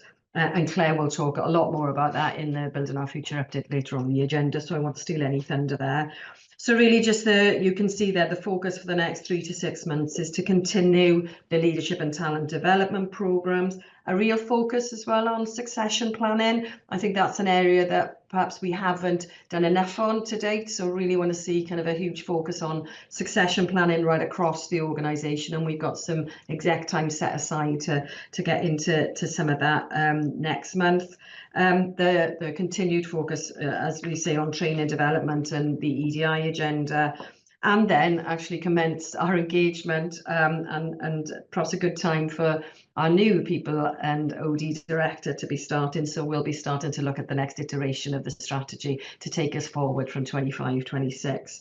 That was all really I wanted to share, Chair, but I'm happy to take any questions on the report. Thank you, Helen. No, I know, Andrew, you've got a problem with Zoom, but I did see your hand going up and down. Did you have a question? No, okay. David. Thanks, Simon. Thanks, Helen, for the update. Really good to see that the staff turnover figure has come down from 8% last year to 6%. That's a really positive sign. And I really welcome the exit interviews you're now doing. I just wondered if there was any insight that we've got from those exit interviews that we can actually learn from. Yeah, so we can provide more detail, David, but from memory in terms of the work that we've done to have a look at that, they're really pretty positive in terms of the reasons, and I think that's going for onward promotion, often to other areas of the NHS, not necessarily always to the private sector, so it's not always the draw of perhaps higher salaries that is kind of attracting people, but I think it's also, you know, it's given us good intel that we are actually kind of equipping our staff with the skills that are kind of, you know, relevant for a modern digital kind of career, really. So, but we'll bring something back in the future with a bit more detail on that, if that would be helpful. Yeah, thank you. Thank you, Helen. Sam, and then Sam Hall, and then Marilyn. Thanks, Simon. It wasn't really a question. I just wanted to comment from the leadership work that's been going on. We've actually already, certainly in my area, I've already started to see that having a significant impact on the teams and how they're performing. And we're starting to really see some shining stars coming through, following on from the leadership and development, and just the nurturing that they've had through that. We've already got a few people who, you know, were actually maybe just stopping by in the NHS, who are real digital professionals at heart, and had come into the NHS to really, as just a pathway, or a step on their career pathway, who are now talking about how they can make a change, how they can see what they can do for people across Wales, and are thinking more about how they stay in the NHS and how they raise the digital awareness wider across the NHS. And I think that has been their own internal need to do something and to deliver, as many digital professionals always do, but also that the coaxing through the leadership work that we've done here has given them that bit of confidence that they might not have had to actually say, do you know what, I'm good at this stuff, and I really get this stuff, and I've got the opportunity to make an impact, and this organisation is going to support me to do that. I think we'll see some real stars coming out in DHW in the very near future, who are going to be really top of the digital game, actually. So I'm really impressed, and I've really loved taking part in the leadership and development sessions we've had, especially with the people who are so amazed by the weird and wonderful ways a lot of us got into the roles we're in today. There's not always been a very clear path to get us to the the director table in DHCW, and being able to share that and say it doesn't matter where you start, it's where you end, and it's what you learn on the way there that's really important. So yeah, it's been really brilliant, and it's sad that SJ's not here, so we can't say great well done to her, but it has been brilliant. Thank you, Sam. Marilyn. Mine is just a comment as well, really, to say I'm really enthused by all the work we've done in the EDI space, and that's been actually translated across the whole organisation. I can see a big change with having a role there and actually looking at it across the board. And I think that that'll be continued in the work that Claire's doing as well. So I just wanted to add that to it, that I think we've really taken a really good handle on it, and just like Sam has just said, that's being reflected in people recognising the talents they have and using opportunities to use them for the good of the organisation. So I just want to say job for the work that's been done by people on D, and that everybody, all the executives, how they've taken that on board and asking the questions in which, you know, to make the most out of what we're doing in this digital space. And just want to say that. Thank you very much, Marilyn. Helen, anything you wanted to just follow up on? Nope. No. Okay. I'm just really pleased that, you know, and just commend the work to the board. Thank you. Okay, so we'll receive that report and we'll now take a break, a 10-minute break. It's just after 11:30, so if we come back at about just after 12, 11:40. And can I remind people to turn their cameras off and their microphones off? Thank you.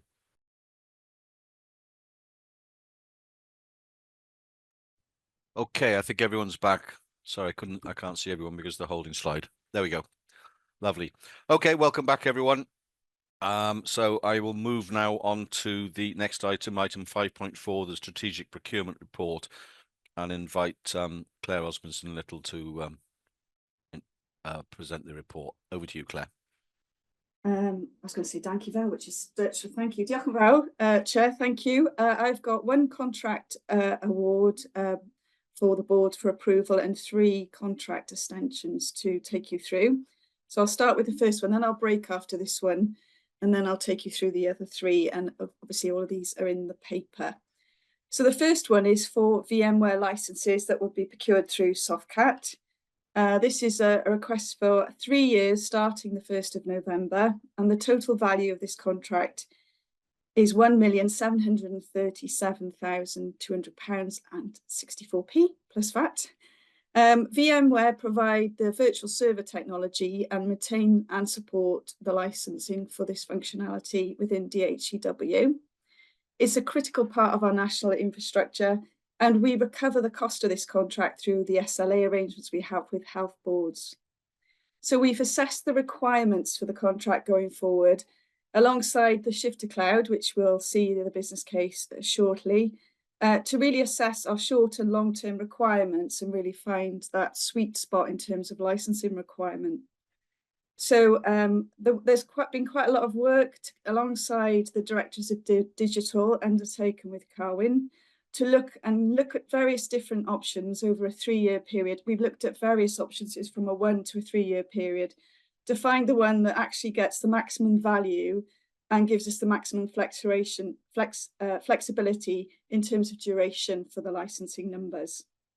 So obviously the procurement has complied with SFIs and the PCR 2015 requirements, and it's been overseen and assured by the head of commercial services. So I'm now looking really for board approval to proceed with this contract for the value of 1.7 million. Sorry, just getting myself off mute. Helen, you've got a question or an observation or a comment? More a reflection on this one, really, in terms of the work that the team have done, Sam Lloyd's team have done, particularly Cadwyn in this space. This was quite a tricky situation for us and a high risk situation for us in terms of the renewal of this. So just to commend the team in terms of the approach that they took to getting us the deal that we've managed to land here that's come for board approval, really. Yeah. A couple of areas where we know that we've had some tricky kind of digital inflation kind of challenges over the last year. So yeah, just want to commend the team on the work they've done. Thanks, Helen. People happy to approve the award? I think I saw a couple of thumbs up. Lovely, thank you. Okay, Claire, next. Right, I've got 3 contract extensions now that relate to value and increase in volume requirement. One is a retrospective approval that failed to achieve, that we didn't bring to the last board, which relates to penetration testing.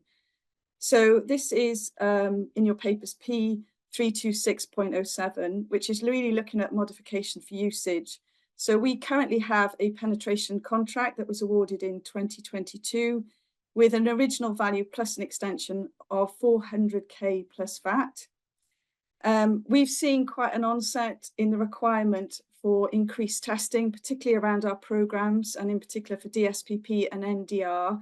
And therefore the burn rate in relation to the penetration testing has been higher than we would have expected. Therefore, we are looking to increase this contract by a value of 77,000. So that's the first one. Do we want to stop after each, Chair, or do you want me to go through the three? Take them all together, I think, Claire. Yeah. The next one is P691, and this one relates to our commercial advisors. Originally, we had a 3-year contract from August 22 to July 25, with the option to extend for a year. And this is a request to increase the contract value by 175,000 from 625 to 800,000, excluding VAT. And the reason for the increase is the extension needed is because of the additional expertise we need for strategic and complex procurements, particularly around connecting care, maternity and eye care, where we've seen the need to have additional support to support the often complex requirements in terms of procurement. And for your information, the team are now working on the new procurement contract in relation to that, which will take approximately 4 to 6 months to complete. So you'll probably see that one come forward later. But this one is really to cover us whilst that procurement is going through. And the final one relates to the previous item, actually, about people and organisational development. We have a contract which is P837, which is for an e-learning platform. Again, that was an annual contract, calendar contract with a year's extension. The current value of that contract was £156,292. We are looking to increase that by 78,243 to 234,735. And that's reflecting really the increase in demand for licenses, which originally was limited to 280. Where what we have seen is an increase in content and contact development, really reflecting some of the technical development areas. And therefore we would request in the board that we allow that flexibility to increase the contract in relation to the e-learning software licenses. So those are the 3 extensions that we are proposing today. Thank you, Claire. Has anyone got any questions or comments or observations about any of those before I ask? I'll go through them one by one. Ruth. I don't mean to be picky, but just to clarify that last one you spoke about there, Claire, I think you said it was 77,243. In the paper it says 246. Difference of £3 may not be important now, but somewhere down the line.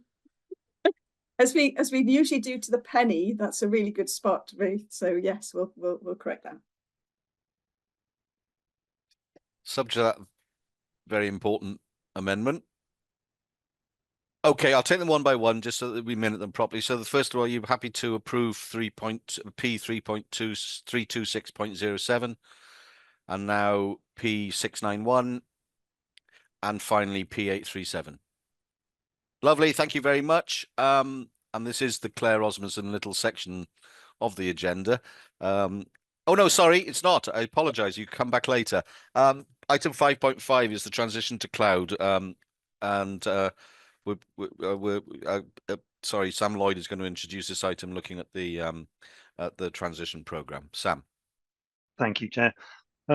So there are some slides that we've prepared for this. Hopefully Kate will be able to bring those up. I can see them coming now. Thank you. Of course, we've shared the full 5-case document with the cloud, with the board pack, so members will have had the opportunity to review that in full. What we are seeking today is the board's approval for the submission of this business case to Welsh Government for the transition of the vast majority of DHCW's on-premise infrastructure, systems and services and products to commercial cloud. If we could have the next slide, please. So this is not a new ambition for DHCW. So we published a cloud strategy in 2022, which set out our ambition to become a cloud-first organisation, which means that we use cloud by preference and by default.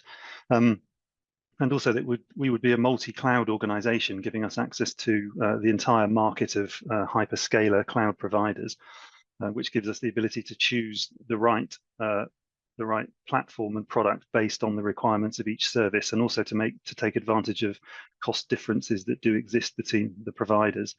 There is a balance to be struck here between putting a majority of services with a single provider and then being able to gain preferential pricing on that basis versus the ability to make choices based on the individual requirements of each product. But that's something we'll be working through as we undertake the migration. We're not new to cloud, so we've already been using commercial cloud providers for some time. We've made quite a bit of progress against the ambitions that we set out in our strategy. So a number of our major products and platforms are already running in commercial cloud, most notably the NHS Wales app and the products and services that are being developed under the NDR programme. And currently all of our test and development environments reside in the cloud as well. We've also been doing a lot of work to build the capability that we need to have in order to effectively run cloud services. So we've built a cloud operations team, and we've built a FinOps capability, which will enable us to keep control of cloud costs over time, which is a really important skill. So this transition program and the business case that supports it is the means by which we aim to fully realize the DHCW cloud strategy. If we could move on, please.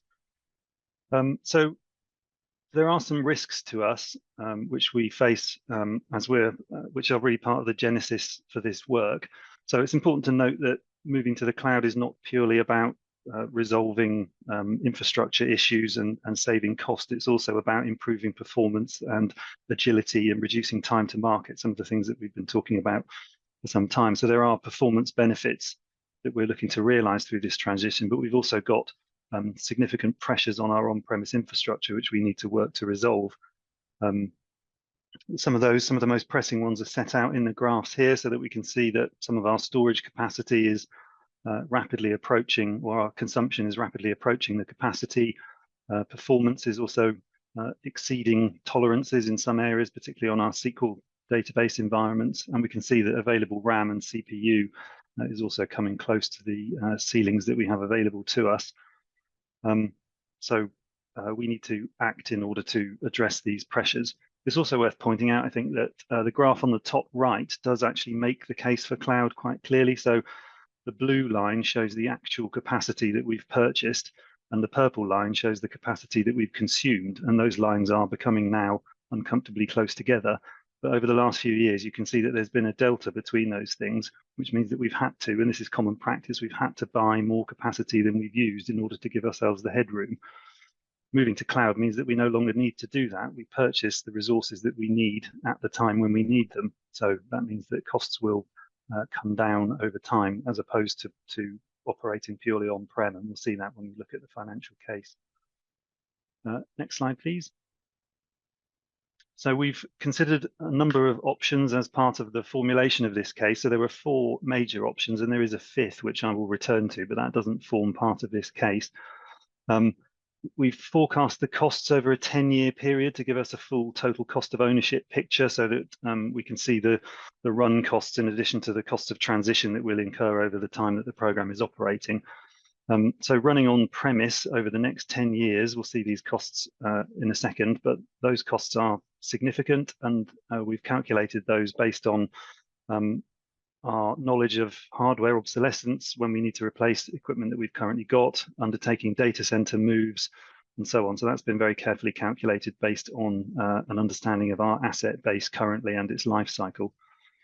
The first option, the first cloud migration option, is to effectively lift and shift our services into the cloud, so pick them up and move them into a cloud environment, and then to do some cost optimization based around buying reserved instances and so on, so we can get some efficiencies and economies of scale. The second option is effectively the same as option 1, but with additional replatforming activity. So that means we would take those workloads once we've moved them, and we would look to make more use of open source products, make more use of cloud platform as a service elements, which means that we get better efficiencies and we're able to consume resources more effectively in the cloud. The third option is, and this is actually the most expensive option, is relocating using a hypervisor platform. So that would effectively pick everything up exactly as it is in our VMware environment, move it into a VMware environment in the cloud. The reason that has been considered is because it would give us a very rapid route to exiting our data center if we wanted exiting our primary data center. So if we wanted to make that as a primary objective in order to avoid renewing that contract in 2026, we could do that, but it doesn't really realize many of the options, many of the benefits that the other options do.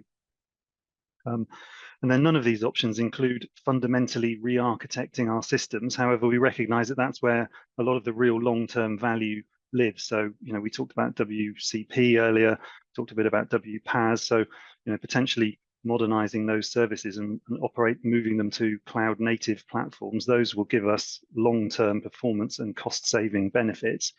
But that's a lot more work to undertake.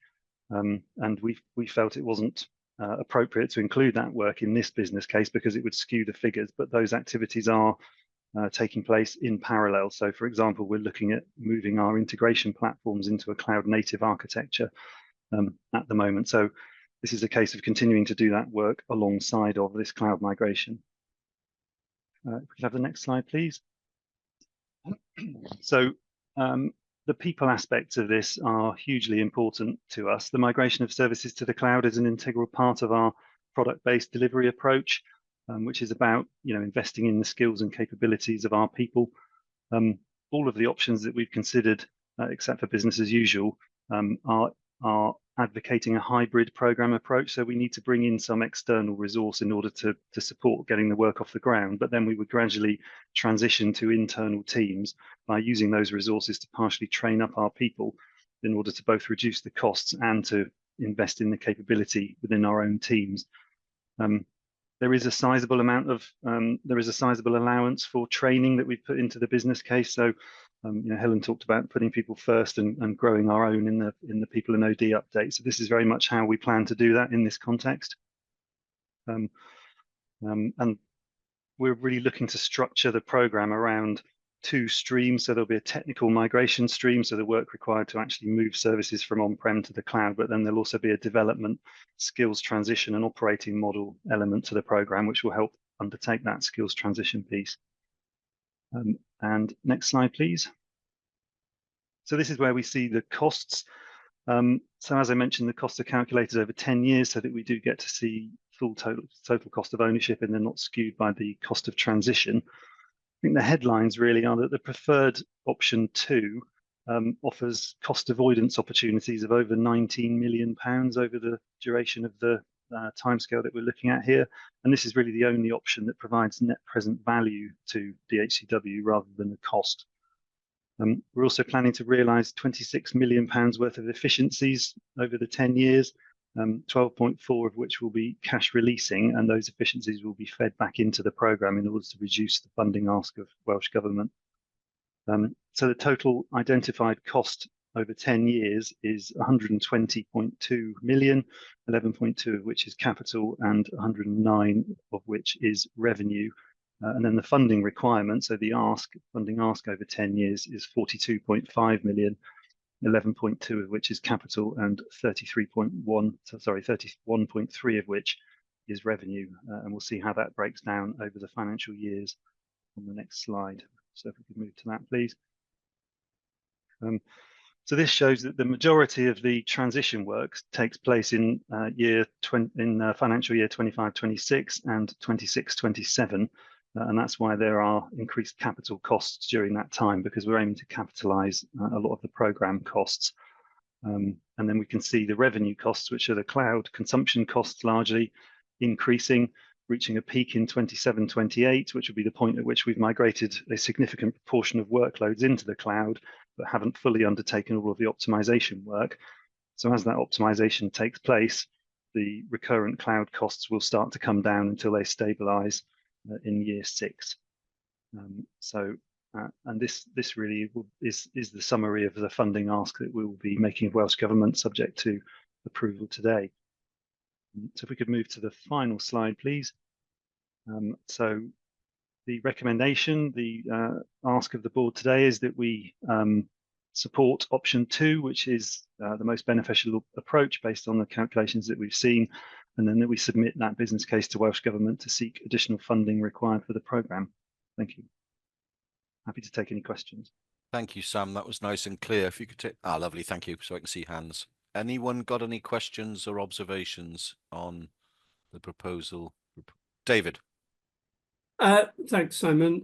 Thanks, Sam. A really great piece of work that you've done. And I fully support what you're proposing with the option you've just gone through. My main concern is, given the additional ask of Welsh Government at a time when funding is tight, what's our point of criticality around the existing infrastructure that we'd have to spend money in order to extend it, which wouldn't be the right thing to do. So at what point do we get to that criticality of the existing infrastructure creaking? And if we haven't got the approval by then, what happens? Shall I take? Sam. Yeah. So, we got time, so take them in order. Thank you, David. Yeah, that's a really important point. There isn't a single answer to that, but we do have, I mean, we understand the hardware life cycle of the systems that we currently have in our data centers, and we gradually, and essentially we have a period of time over the next 5 years where an increasing quantity of those systems will become end of life and need to be replaced. And that's really starting from next year. So we've got some storage environments, we've got some firewalls, which we know have to be replaced next year. So really the decision point is not very far away in terms of us having to actually take some steps to either start replacing that hardware or to take some steps to move into cloud at risk ourselves effectively. Okay. Just a supplementary, if I may, Sam, have we made that absolutely clear in our business case submission to Welsh Government, so they're aware that there is a criticality around it? They can't just sort of yes, do nothing. Yes, absolutely. Yeah. Indeed. Okay. Thanks. Well, do nothing costs money, doesn't it? Is the bottom line. Yes. Alistair, and then Claire. Yeah, thanks, Sam. And I was very much going to ask what you just covered. So I won't repeat that. Just and I think David very much asked what I was going to put forward. Really, is there a plan B if we were not successful in getting the approval we needed? And I think you've at least partially answered that. I wondered about, cloud data storage, and that is something that is getting onto defense strategies. It's becoming something that in terms of national security, there's a level of growing interest quite clearly. And I just wondered, do we happen to know if we would be using storage, physical storage that's based in Cardiff or in one of the other UK sites, perhaps one that's being, I think there are two being built right now in London area, or do we not know, where it would be stored? But thank you. Yeah, thanks, Alistair. It will be all UK residency. I'm not sure I can comment specifically on which data centers, but it will certainly be all UK residency data. Yeah, absolutely. Okay, Claire. So just to assure the board that Sam and the finance team have worked hand in hand in looking at the options and sharpening their pencils on many occasions on Friday afternoon to get to that point. And it builds on some of the comments that we made. And if you look at that case, it's got 19 million of cost avoidance, and that cost avoidance is around timely switching and using our data in the most efficient way that we can. Given the financial backdrop, and given the fact that there may or may not be opportunities to bring some of that capital or phasing forward, it's a question to Sam really, is what's the agility of the operations team to bring some of that forward and maybe take some of those, when we look at our capital plan for this year, maybe take some more assertive decisions or some reprioritization to look at how we could actually bring some of that forward and therefore flatten the first 2 years, which are going to be challenging given the context that we currently sit in financially. Yeah, thanks, Claire. And yeah, we've had a couple of discussions about this, haven't we? And I think that there are absolutely opportunities to try and flatten that capital curve, particularly by bringing the firewall purchase forward to this year. That should be achievable, and that would bring down the capital ask for 25-26 quite significantly. And so, yeah, we're absolutely intending to proceed on that basis. Okay, and Rowan, you've got your hand up. Yeah, sorry, just one last point on cloud is this is so critical to our ability to have maximize optionality in terms of responding to whatever the asks are of Welsh Government going forward. You know, we've articulated, and it's a great piece of work, Sam. You know, a very reasoned sort of analysis of our options, but implicit in all of those options is a level of optionality that we just cannot be agile and respond to the changing needs of the Welsh NHS. So I just wanted that writ large across the business case going into Welsh Government. Yeah, thank you, Rowan. I couldn't agree more. And we saw this during COVID, didn't we? That, you know, the requirement for cloud services just became an absolute necessity at that point, didn't it? There was no option to use anything else when we had to create services with the pace and scale that were required under those kind of circumstances. Hopefully we'll never be there again, but there will be further emergencies that we'll need to react to, and having access to these capabilities is critical to our ability to do so. Okay. Yep, I'm off mute. Other questions? Well, let's wish it a smooth ride through the process, Sam, because of its critical importance. So I'm judging by the comments that everyone is happy to approve the program, the transition program is set out. Yep. Okay, lovely. Thank you, everyone. Thank you, Sam, for, I mean, even I understood it, so it must have been clear. Okay, if we move on then to item 5.6, at which point I will bring Claire back in to give us an update on the Building Our Future programme. Over to you, Claire. Thank you, Chair. I think there are a couple of slides coming. Yep. Okay, I've got about 8 slides, which I hope will give you an update on the current status of the Building Our Future programme. I will show you what we're doing, highlight some of the aims and the governance process, and also highlight where we are and what our future next steps are going forward. So if we move to the next slide, just to remind you all, and Evan's already highlighted our purpose this morning, but it's actually about making digital a force for good in health and care. And this is really diagrammatically shows what we're trying to do in terms of building our future, and actually put innovation right in the centre of where we want to go in terms of DHCW. And we've really highlighted the importance of our strategic principles. So we've built the programme around those strategic principles, which, as you all know, are about putting our people first. That's our #1 priority. Simplifying everything we do, more data and more digital, finding more value, something very close to my heart, and embracing the future.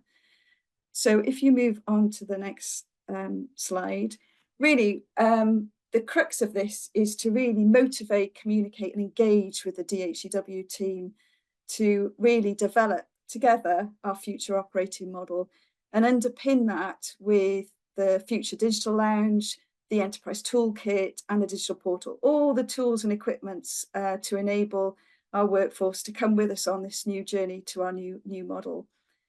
It's an overarching plan, so it works coherently with the other activities that we're doing. So we just mentioned about the cloud and the wonderful work that Sam is doing in our journey to cloud. So it's an overarching plan that knits those together. And the outcome of this is to have a coherent roadmap and timeline that can take us with us on this journey that we're going to embark on. And underpinning this also includes the financial plan, and it's not just a plan from where the efficiencies and gains, but it's also about what does this mean for our future funding as we shift to a more cloud and product-based delivery model. And it will be overseen as part of the portfolio oversight group as a programme within DHCW, and governed by the DHCW exec team, and I'll show you how we intend to do that in the next slide. So if we move on to the next slide. So I am the exec sponsor, and what this does is highlight our current governance structure. So currently we have a discovery team, and what a team they are. So they are currently working to define the scope around the projects that sit underneath those 5 strategic principles. They report into the steering group. So the steering group actually met yesterday.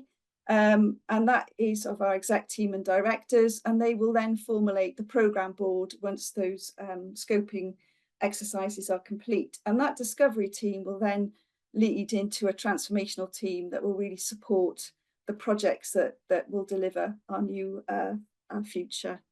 So if we move on to the next slide. So as I said, this is a programme that has got mixed drinks to a certain extent.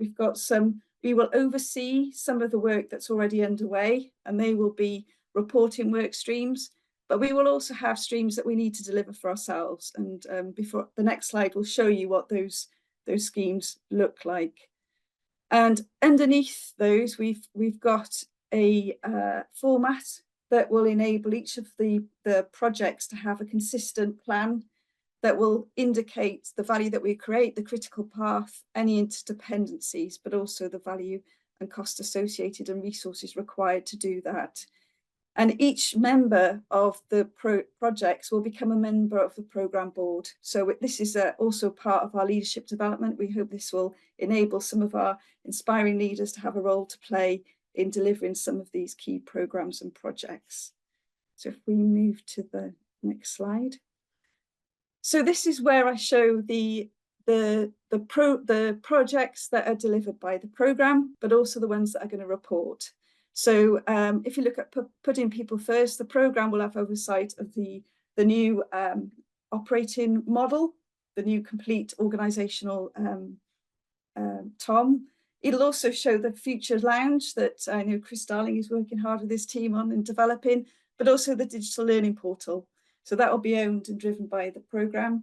But equally, there'll be other things that we just touched on, such as the cloud, the new simplified architecture, the enterprise tooling, the work that Ivan and his team are doing around the artificial intelligence, and other aspects that will be reporting into the programme, but we won't have responsibility for delivering. So it's a real team effort in coordinating what's going on in around DHCW, but also what we need to do to knit all of that get together for our new operating model. So if we move on to the next slide. So progress to date then. So we've established the 5 programme projects that sit in the programme. And as of yesterday, we've agreed the scope for each of those now, which is, and some of those are more advanced than others, and we will start to see that as we formulate the programme. And we've also developed and engaged in our engagement and communication plan. So yeah, paramount to this is how we engage with our staff around DHCW on the changes that we're going to make and how all these programmes fit together. And we've met and we are finalising that plan ready for launch when the programme goes live later next month. We aren't doing this alone, of course. We are also engaging with the local partnership forward, and we've also had a couple of board development sessions already on this. So if we move to the next slide. So what are our next steps and what we'll be working on in the forthcoming month? We've putting people first as a primary objective, and this is the one that we've already spent quite a lot of time on. We are looking to accelerate where we can the Digital Futures Lounge in Tŷ Glan yr Afon, and we're also finalising the user-centred design and what that would look like, whether it's virtual or physical, and we've been working on that exercise together. We have trialled together with Fed IP the learning portal. So we're reviewing the feedback on that. So then that will be a fundamental building block to our academy. And then we're also working closely, obviously, with people in organisational development, putting the detail around the organisational design and job descriptions. We've done an awful lot of job descriptions that now match to DDAT, so there's quite a lot of progress and activity in that area. Obviously, we need to finalise the scope of the programme. We need to launch our communication and engagement plan and engage with our staff, and obviously keep you informed through our board development sessions. So I think that is the last slide. Yes, so that's where we are to date. And obviously, Chair, I'm happy to take any questions. Thank you, Claire. Andrew, your Zoom obviously sorted itself out. Over to you. It has. I've had a complete restart and rebooted, and everything seems to be working brilliantly. It's just really to commend the engagement that we've had. That's all I seem to be doing lately is being involved in this piece of work. It's really quite. I mean, it takes up a lot of time, but it's really good to be involved to the level we are. It's also good to shout out the staff involvement in the process, because I think that's really important in making things a success. So it's just to say that really quite concisely. Thank you, Andrew. Thank you. Much appreciated. David. Thanks, Simon. Thanks, Claire. Really great piece of work, Claire. Well done. You've got a bit of a challenge on your hand trying to coordinate all of these things and orchestrating in the background, which I wish you well on. I'm sure you'll be fine. My question really is around, as we get more into this program, are we going to need to get any additional funding, or is this something we can resource from within the allocations we've already got? So thank you, David, and thank you, Andrew, for those comments. Yes, at the moment we are managing with a very small resource that we've got within DHCW. I think as we progress, we had a conversation yesterday about the comms and engagement and what we might need to complement the team with in order to really bring it to life and sparkle. So there will be things that I think we will need to develop as we go along, but once the scope and we've got the final plans in place, then I think we'll have a better idea of what the support requirements are for this programme, bearing in mind that most of the activities are coordinating rather than actually doing. But we do recognise within the core that there may be some skill sets we might have to bring in, but we're not expecting a significant financial requirement around that in the short term. Okay, Marion and then Marilyn. Thank you, Chair, and thank you, Claire. That was a really helpful update. I mean, this is an essential journey for us, isn't it? And it's very, very helpful for us as non-execs to hear about the passion and enthusiasm. But I'd just like to elaborate a little bit more on that, and good to hear from Andrew how enthused he has been as part of this process. We are going to be launching the communications and engagement plan, and you just touched now on maybe the extra external input that may be required in future. But could you give us a flavour of the overall staff response? How are they responding to what is going to be a very exciting journey in one sense, but obviously change can feel threatening to some members of staff? And I just wondered, Claire, whether you could tease out what sort of impact this is having on the staff and the overall staff, the wider staff response that you're getting. Yeah. Thank you, Marion. And I think there is quite a mixed bag. So we saw some real engagement around in the staff conference around the design and makeup of the digital lounge. So quite really positive in there, and actually quite a lot of follow-up around that, and particularly around user-centered design. I don't know what Sparkle Sam Hall's done, but there really is some enthusiasm around the development of a user-centered design. I think where the concern is around the understanding around what DDAT is. So going back to the staff engagement and the changes and development needs around the digital data and technology aspects of the job going forward. That's where I think there is some requirement for us as a programme to show what that means in reality. And the Fed IP work that we're doing, which will bring to life what that actually means for job roles and job descriptions, I think will be helpful to assure staff what that looks like in the future and where they sit and what opportunities that will bring. So I think on the one hand, there's a lot of excitement, there's a lot of interest around what that new digital lounge, what that academy will look like. On the other hand, there is that apprehension of what does that mean for me? What does that mean for my job? And how do we guide and hold their hands through the new development around the DDAT? And I know that Sam's team is probably ahead of the curve in that process. And she actually, we were talking about this morning, I think she was talking about her staff feel pretty on board with that and really understand it. I think the challenge for us as a program is to bring the whole organisation to that level of understanding, and that's what we plan to do going forward as part of that comms and engagement plan. And Marilyn. Thank you very much.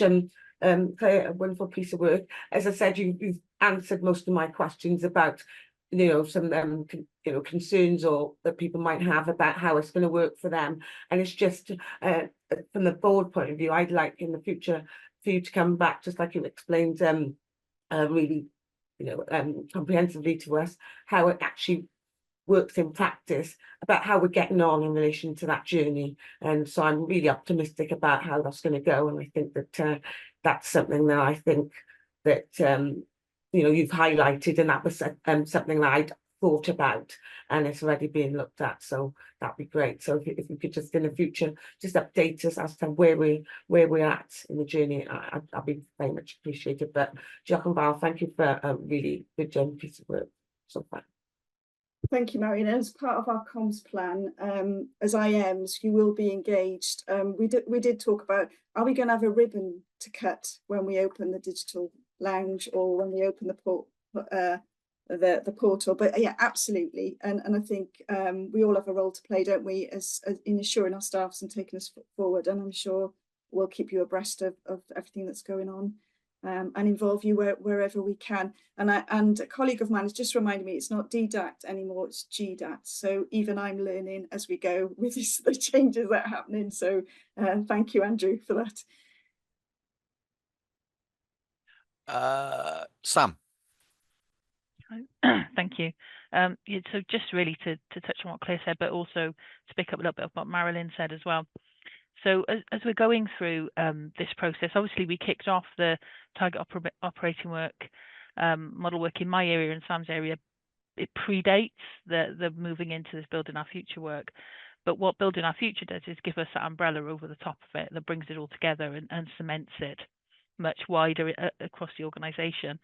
And I think certainly what we're seeing with so I think there's a lot of organic stuff going on in the teams.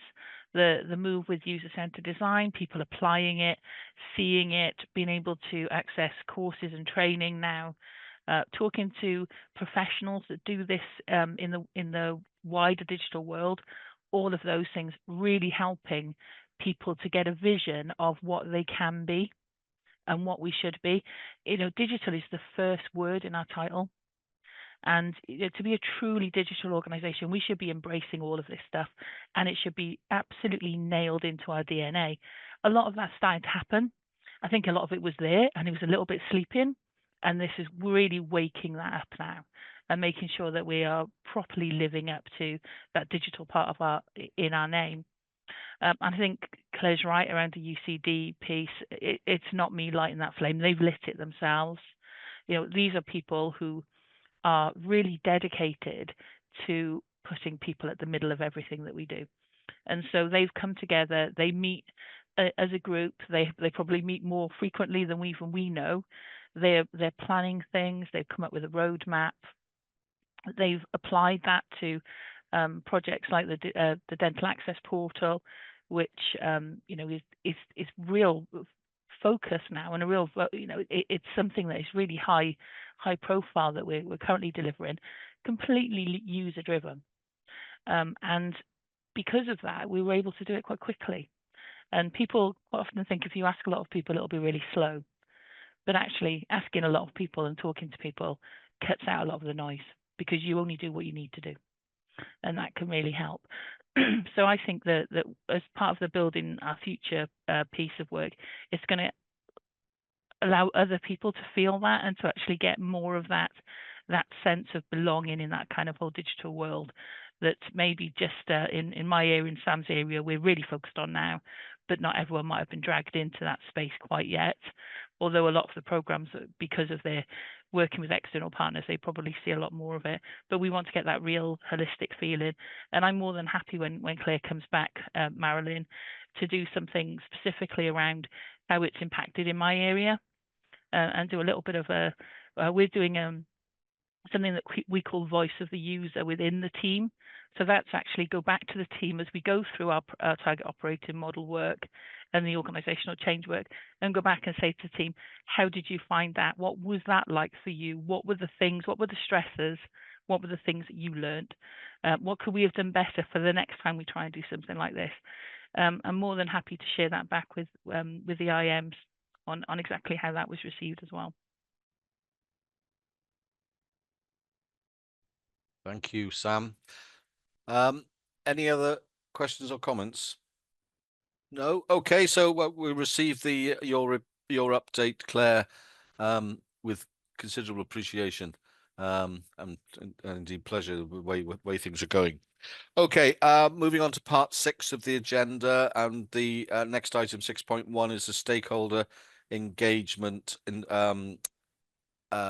piece of work that we undertaken on our behalf, and the having a look at the feedback from that. And I think Ivan, you're kicking us off for this item. I am. Diolch yn fawr iawn, Simon. Felly, wy'n falch iawn o ddod ar gwaith yma gerch bron fel aelodau bwrdd. Mae'r adroddiad cyfan yn y papurau, felly yn cael ei cyhoeddi gyda'r papurau ar gyfer y cyfarfod yma, a mae yna bapur clawr, ond wi jyst eisiau rhoi crynodeb cryno o beth sydd yn y papur ar adroddiad. Cyn I fi wneud hynny, dwi eisiau pwysleisio yn gyntaf pa mor bwysig wy'n gwybod yw ymgysylltu gyda'r rhanddeiliad i'r bwrdd ac i'r sefydliad. Felly, mi fyddwch chi'n gwybod, wy'n siŵr, ond na i atgoffa'r rheini sy'n gwylio. Cenhadaeth 5 yw bod yn bartner strategol dibynadwy. Hwn yn un o'n 5 cenhadaeth ni fel sefydliad. A ni'n gweud wastad na fedrwn ni gyflawni heblaw bod ni'n gallu gweithio'n effeithiol gyda'n partneriaid a gyda'n staff a gyda bobl eraill. Felly, mae barn nhw arno ni a'n parodrwydd nhw I weithio gyda ni yn hollol allweddol.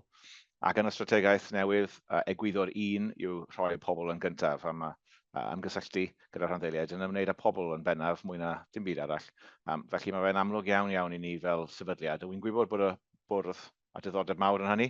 Dyna pam ni wedi creu tîm ymgysylltu newydd sy'n cael ei arwain gan Nadine Payne. A mae hi wedi arwain ar y gwaith yma, a wy'n diolchgar iawn iddi hi a'r tîm am weithio gyda'r contractiwr allanol Atos.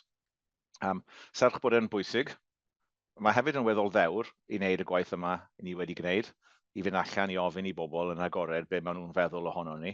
A wy'n credu bod hwnna yn adlewyrchiad cadarnhaol iawn ar y sefydliad a'n eiddfedrwydd ni fel sefydliad, a hefyd ein ymrwymiad ni I fod o ddifri ynglyn â gofyn I bobl be maen nhw'n meddwl ohono ni, sut fedrwn ni wella, a wedyn ni ymateb I hynny, a dyna be eisiau rhoi sicrwydd I chi ar fan hyn. Dyna pam wnaethon ni benodi Atos fel ymgynghorydd annibynnol I wneud y gwaith yma I ni, a wy'n hapus iawn gyda'r gwaith a gyda ansawdd y gwaith maen nhw wedi gwneud, a hyd y lled y gwaith hynny. Bron I 300 ymateb i'r arolwg, a 30 o gyfweliadau gyda'r rhanddeiliad allweddol, a rheini yn gyfweliadau lled strwythuredig mwyn sicrhau bod ni'n cael barn agored, a gonest a clir. A oedd y gwaith hynny yn cael ei wneud drwy fynd drwy 5 gwahanol agwedd yn holi I bobl beth o'n nhw'n feddwl am DHCW.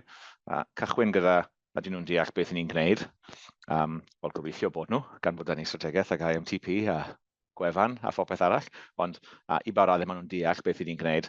I barn nhw ar sut maen nhw'n cysylltu ac yn ymgysylltu gyda ni, barn nhw ar ein amcanion strategol ni, a'r effaith ni'n cael, I ba raddau ni'n cyflawni ac yn creu gwerth yn y system, I barn nhw ar y profiad o weithio gyda DHCW, a wedyn I sylwadau nhw yn edrych ymlaen a'i syniadau nhw am pa argymhellion neu gwelliannau fedrwn ni'n wneud.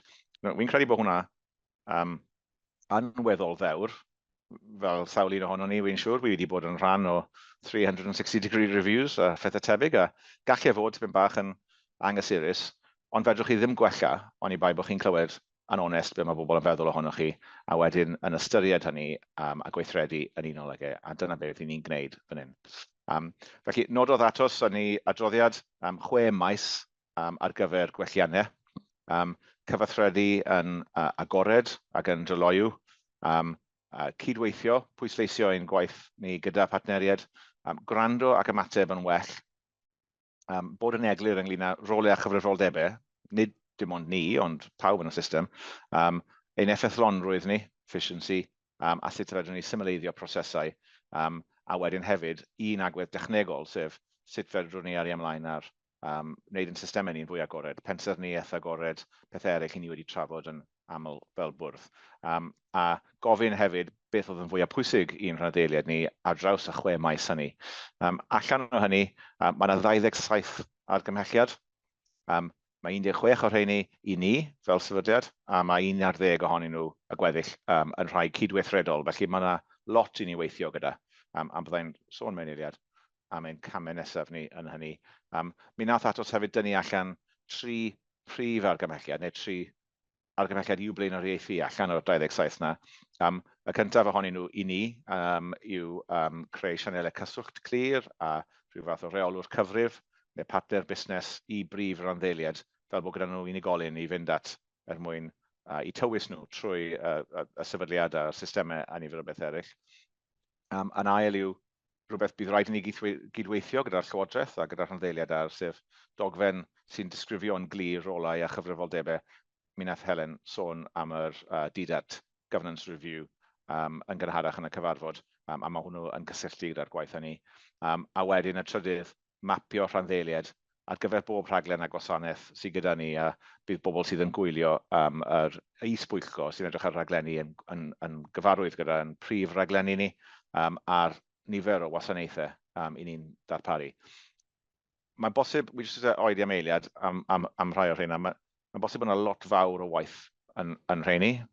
Felly, wrth arwain rhaglenni yn yr NHS app er enghraifft, mae'r app wedi mapio rhanddeiliad dros 100 o rhanddeiliad wedi adnabod yn y rhaglen honno.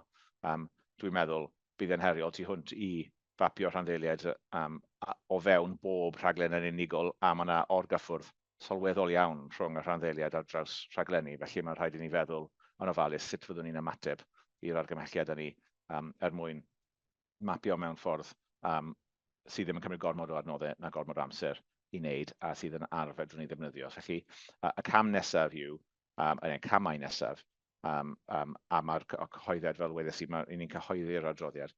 Y cam nesaf byddwn ni'n rhannu'r adroddiad gyda'r Llywodraeth, fel bod ni'n gallu gweithio gyda nhw ar y camau nesaf. Mae hwnna'n un o'n amodau atebolrwydd ni, felly ni wedi ymrwymo i wneud hynny. Mi fyddwn ni'n tywys holl arweinwyr uwch DHCW at ei gilydd ym mis Hydref, tua 70 o'n uwchreolwyr, so'r tîm gweithredol a'n uwchreolwyr, mwyn cynllunio gwaith yn fanwl yn erbyn yr argymhellion sydd yn yr adroddiad, fel bod rhaglen o waith gyda ni sydd yn gweithredu yn erbyn mewn ymateb i'r adroddiad. Byddwn ni'n cyfathrebu yn ôl un rhanddeiliad, i'n ddiolchgar iawn i'r rhanddeiliad am gymryd rhan yn y gwaith ac am fod yn agored ac yn onest yn be maen nhw wedi dweud. Wy'n credu bod yn bwysig bod ni yn cyfathrebu nôl gyda nhw beth ni nawr yn mynd i wneud, a dangos iddyn nhw bod ni yn derbyn y sylwadau. A mae'r sylwadau yn gymys, mae yna rhai positif iawn yna, a mae yna rhai sydd tipyn bach yn fwy negatif. Felly, wy'n credu bod e'n bwysig bod ni'n gallu cyfleu hynna nôl, bod ni'n cymryd y ddwy ochr yna, a bod ni yn gweithredu mewn ffordd sydd â balans iddo fe. A wedyn, byddwn ni hefyd yn cyfathrebu yn fewnol ar draws y sefydliad, pan ni wedi cynllunio ein gwaith ni yn erbyn yr holl argymhellion. Mae'n bwysig bod yr holl bobl sy'n gweithio i DHCW yn deall beth ni'n gwneud a pam bod ni'n gwneud pa mor bwysig yw fel bod ni'n gallu bwrw ymlaen gyda'r gwaith hynny dros y 6 mis a 12 mis nesaf. A mi fydd yna adroddiadau yn dod nôl yn reoledd i'r bwrdd. Felly, wy'n falch iawn bod ni wedi gwneud y gwaith yma, a wy'n hapus iawn gyda ansawdd y gwaith sydd wedi cael ei wneud. Mae yna ambell i beth sydd yn anghysurus, ond o'n i'n disgwyl hynna, dyna pam i ni wedi gwneud y gwaith. Ond mae fe'n rhoi, dwi'n meddwl, y dealltwriaeth ddefnyddiol tu hwnt ag argymhellion adeiladol, fedrwn ni nawr symud ymlaen gyda nhw a gweithredu a gwella'r sefyllfa, a cryfhau yn rôl yn y system, a cyflawni yn erbyn y genhadaeth sydd gyda ni yn yr IMTP a'r egwyddor sydd gyda ni yn y strategaeth. Felly, na i orffen fyna gofyn os oes yna sylwadau neu cwestiynau. Thank you, Ivan. Any questions or comments? Okay. David and then Marion. Thanks, Simon. Thanks, Stephen. Even first thing, it's a really good piece of work. It gives us a good baseline which we can measure against as we try and progress on our journey to become a trusted strategic partner. With regard to the scores around people understanding our role outside of our organisation in the wider system, that's probably lower than we would obviously like. To what extent is that a reflection of some of the issues that are being addressed by the governance review that Helen mentioned earlier? And are you hopeful that some of what comes out of that would help us going forward? So the short answer is yes, I am hopeful that what will come out of that will help us. And I am also really clear that issue, right, or that concern is not something that we can resolve independently or unilaterally. You know, if you're as immersed in it as I am, then you know what our statutory functions are and the directions that are in legislation, and you know what our strategy is, and you know what our IMTP is. But realistically, I can't expect everybody to read that. And also, there are other organizations that have got views of, you know, sometimes recently established organizations that also want to assert themselves into the digital space, because digital is a really important transformative tool for health and care service change. So understanding that has got to be a collaborative effort, and it's helpful, I think, in the report that that Atos recognise certain actions that are whole system actions, and they distinguish those from ones that DHCW can move forward unilaterally. And I do hope that the governance review will help to clarify, certainly on those roles and, you know, on the roles and responsibilities space, those of other organisations as well as our own. Right. Thank you. Thank you. Marion and then Helen. Diolch Cadeirydd a diolch Ifan. A dwi'n meddwl y dylen ni longyfarchu'n hunan fel sefydliad am, nid yn unig am gomisiynu'r adroddiad yma, mae o'n beth dewr i wneud, ond am gytuno hefyd i'w rannu a'i gyhoeddi fel yn bod ni yn dryloyw ac yn dangos yn gyhoeddus yn bod ni yn gwerthfawrogi ac yn cymryd ymateb yn rhanddeiliad o ddifri. Mae David wedi gwneud un o'r pwyntiau ni'n bwriadu wneud ynglyn â'r pwysigrwydd yr adolygiad llywodraethiant, a dwi'n meddwl mae hwnna'n mynd i fod yn greiddiol i ni. Ond mae'r pwynt arall hoffwn i'n wneud ynglyn â cyfathrebu. Mae hwn yn linyn arian drwy'r adolygiad mewn ffordd. A jyst mae yna risg wastad fan hyn yn bod ni yn bwrw'r cyfrifoldeb ar y tîm cyfathrebu. A mae gyda ni, da ni wedi datblygu dros yr 19 mis diwetha, dîm cyfathrebu rhagorol. Mae'r sgiliau wedi cryfhau ac ehangu, a mae hwnna yn amlygu hun mewn gymaint o ffyrdd. Ond dwi'n meddwl bod yn bwysig i ni fel bwrdd hefyd gydnabod, mae cyfathrebu'n job i bawb. A falle bod yn werth just atgoffa'n hunan, mae hwn yn llawer iawn ehangach na just job y tîm cyfathrebu. A dwi'n meddwl bod yna gydnabyddiaeth ar lefel bwrdd bod hynny'n wir, ond falle bod hwnna'n rhywbeth sydd angen i amlygu yn ehangach o fewn y sefydliad hefyd. Ond yn ola, ga i jyst ofyn cwestiwn falle, a dwi'n gweld bod llaw Helen i fyny. Byddai'n dda clywed gan Helen falle'r tîm i ba raddau o rhai o'r cysliadau yma, a maen nhw'n anghyffyrddus ar sawl lefel, i ba raddau oedden nhw'n syndod i ni. Diolch. Go on, Helen, you come in. Thanks, Chair. Thanks, Marion. Yeah, a couple of things there. To what extent are they a surprise? I don't think they are a surprise to us. I think that's, and all feedback is helpful, isn't it? Because we want to grow, we want to improve. So, and you're absolutely right. The fact that there's a strong sense of we need to communicate better and more, we need to engage better and more kind of through the report is not a reflection of our brilliant comms and engagement teams. Because I think that they, as you say, we have really focused in that area over the last definitely 18 months. And it is absolutely our business. So I think there's a lot there that we can build on. There's a lot there that we, as the board members, as individual kind of leaders of the organisation, need to reflect on and need to think about what this means for us in terms of how we are engaging and those relationships that we need to build and the confidence in our delivery as an organisation that we need to build, really. So I think there's some helpful stuff for us to build on.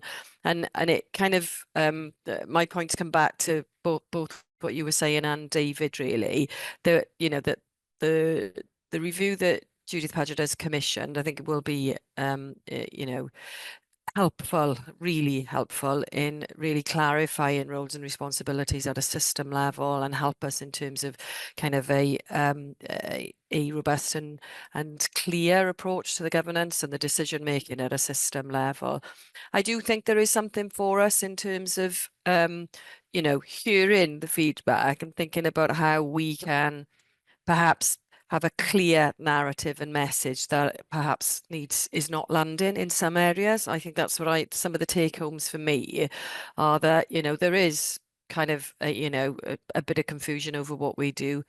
Yes, setting that out in terms at a system level is absolutely what needs to happen, and we need that to happen. But there's also how we translate that into a clear, succinct message. What is our pitch? What are the things that really impact on our colleagues and stakeholders out there in, you know, providing direct line care? So I think there is, you know, there's some work for us to do in developing perhaps that clearer messaging and narrative around some of our work as well, which you know, absolutely we should be doing, and we should be challenging ourselves in that space. And even some of the work that we've been going through recently and will be working with colleagues on in terms of the national architecture, in terms of where we're heading with EHR strategies, I think the messaging has to be really clear from us as a team, from us as an organisation, really. So a lot for us to take on board, I think, but really welcome the feedback, and, you know, and for us to kind of, you know, build on the feedback that we've had.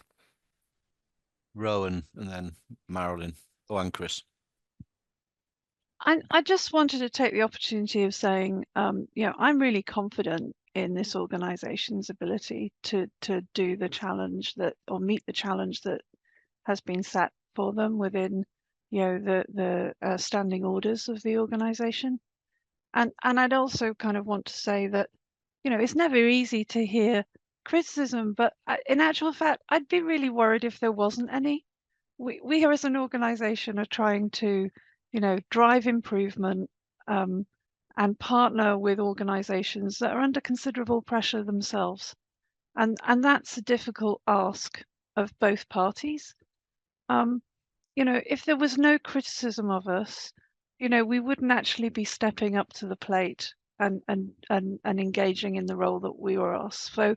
So you know, within those messages, you know, there are some really important you know, things to take on board, but also I would just, you know, in a quiet moment, just ask everyone in the exec team to remind themselves that actually some of those comments are because we're doing the right thing, not because we're doing necessarily the wrong thing. So I just wanted to share that. Thank you, Rowan. Marilyn wants to come in. So I just want to say thank you for all the good work that's been done. I follow on from what Helen has said, is that it's about us making our message clear. There's often sometimes follow on from what Rowan said as well. It's not because we're actually doing the wrong thing. We're doing the right thing, but it's just how sometimes it's been interpreted. And so I think that people knowing what our role is the more clearer we make our role, the less likely there are to be in the future misunderstandings about what, you know, what we could achieve or what we should achieve and haven't, so to speak. So yeah, messaging is clear. The more we make that clear, and we're there to work with people to make digital a force for good, and that's what we want to do. So in everything we do, like Rowan said, we're assured that that's what we're trying to do as our ultimate aim for the future. So I'm confident that we're doing the right thing, and we'll continue to work with our stakeholders to get the most possible solution for the people who need services. Yeah. Thank you. And Chris. Thank you, Chair. Yeah, I think it was a really helpful piece of work. Really good that it was independently commissioned. There is a lot from it for us to take on board. I think Helen's absolutely right. There is a lot we can do around clearer messages, reinforcing those at every level within the organisation with all our interactions, both internally and externally, and that's going to be really important for us moving forward. I think there's also an opportunity for us to reflect on some of the areas that we need help with in terms of getting better clarity. And I think, as Helen said, the governance review will help with that. So once for Wales, as a policy directive, what does it mean to DHCW? Is that being interpreted the same way by one health board, by a second health board? And if it's not, then there is going to be ambiguity. So there are some simple things I think we can test as a system as a result of this work and the governance review that I think will be helpful from us as the National Digital Organisation. It's really important. And I was just going to say, in terms of role clarity, because I think that came through strongly in the report, from my perspective, one of the first things that would concern me from a governance point of view is always lack of clarity around roles and responsibilities. So, you know, that is something we need to be better at internally and work with partners to ensure everyone has a better understanding, knowledge. There is nuances, and I think it's important to say that. So we are the National Digital Organisation for NHS Wales, but as mentioned earlier, we don't provide infrastructure in secondary care. We do in primary care. That is a difficult thing to communicate and for people to remember who are not steeped in the system. There's a lot of nuance. So trying to get clarity and for that clarity to stick within the system, I think is something that we really need to work on.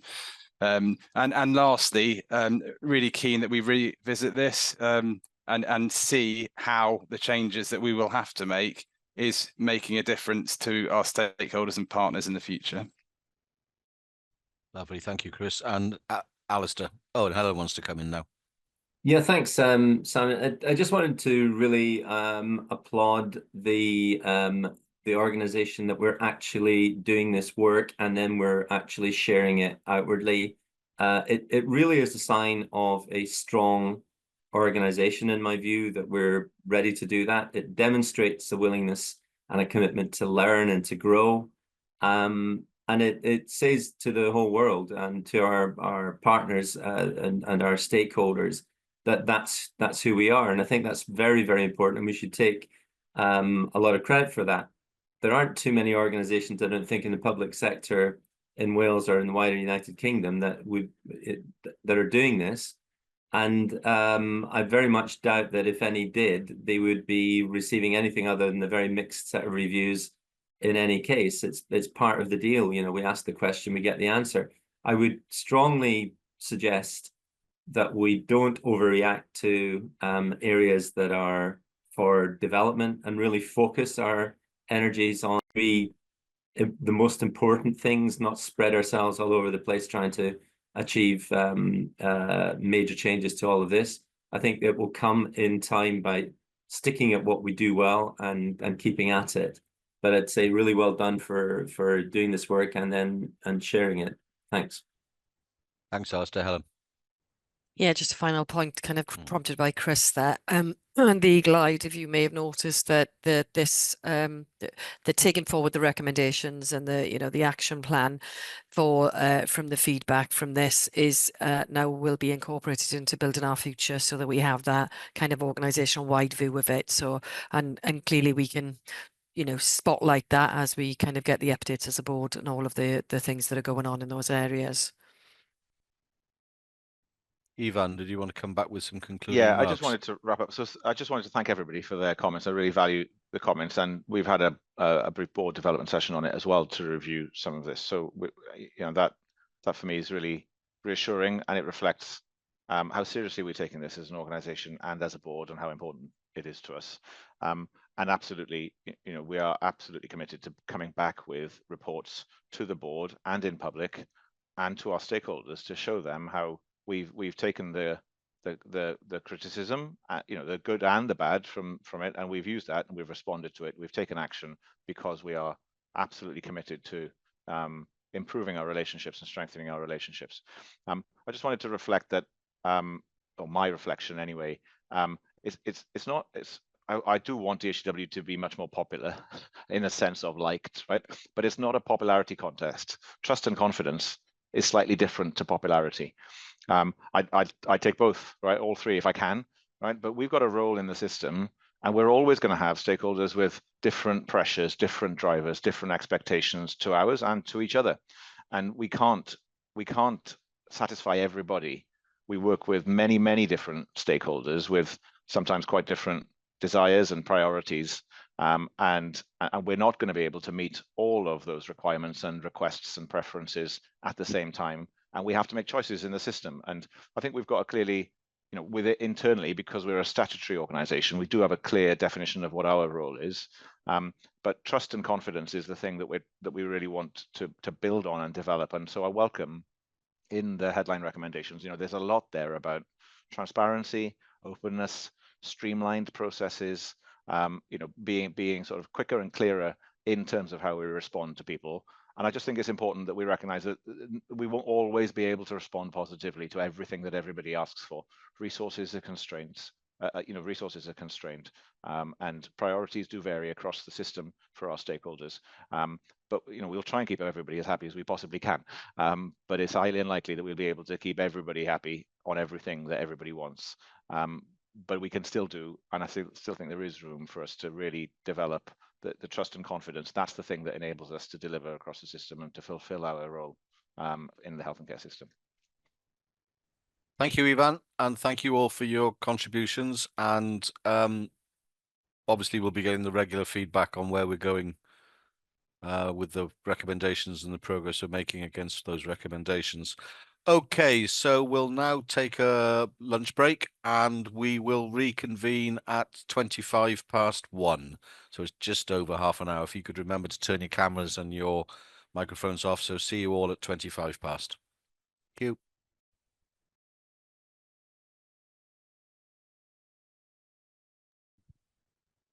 Okay, welcome back, everyone. Croeso nôl pawb. Oh, I can see everyone now, I think. Just wait a few people for the cameras to go on. Chris. Ridian.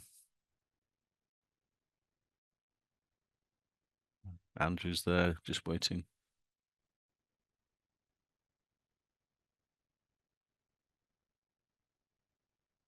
Where's Ivan?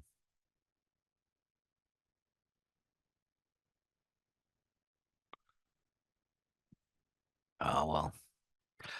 Something about leopard and spots comes to mind.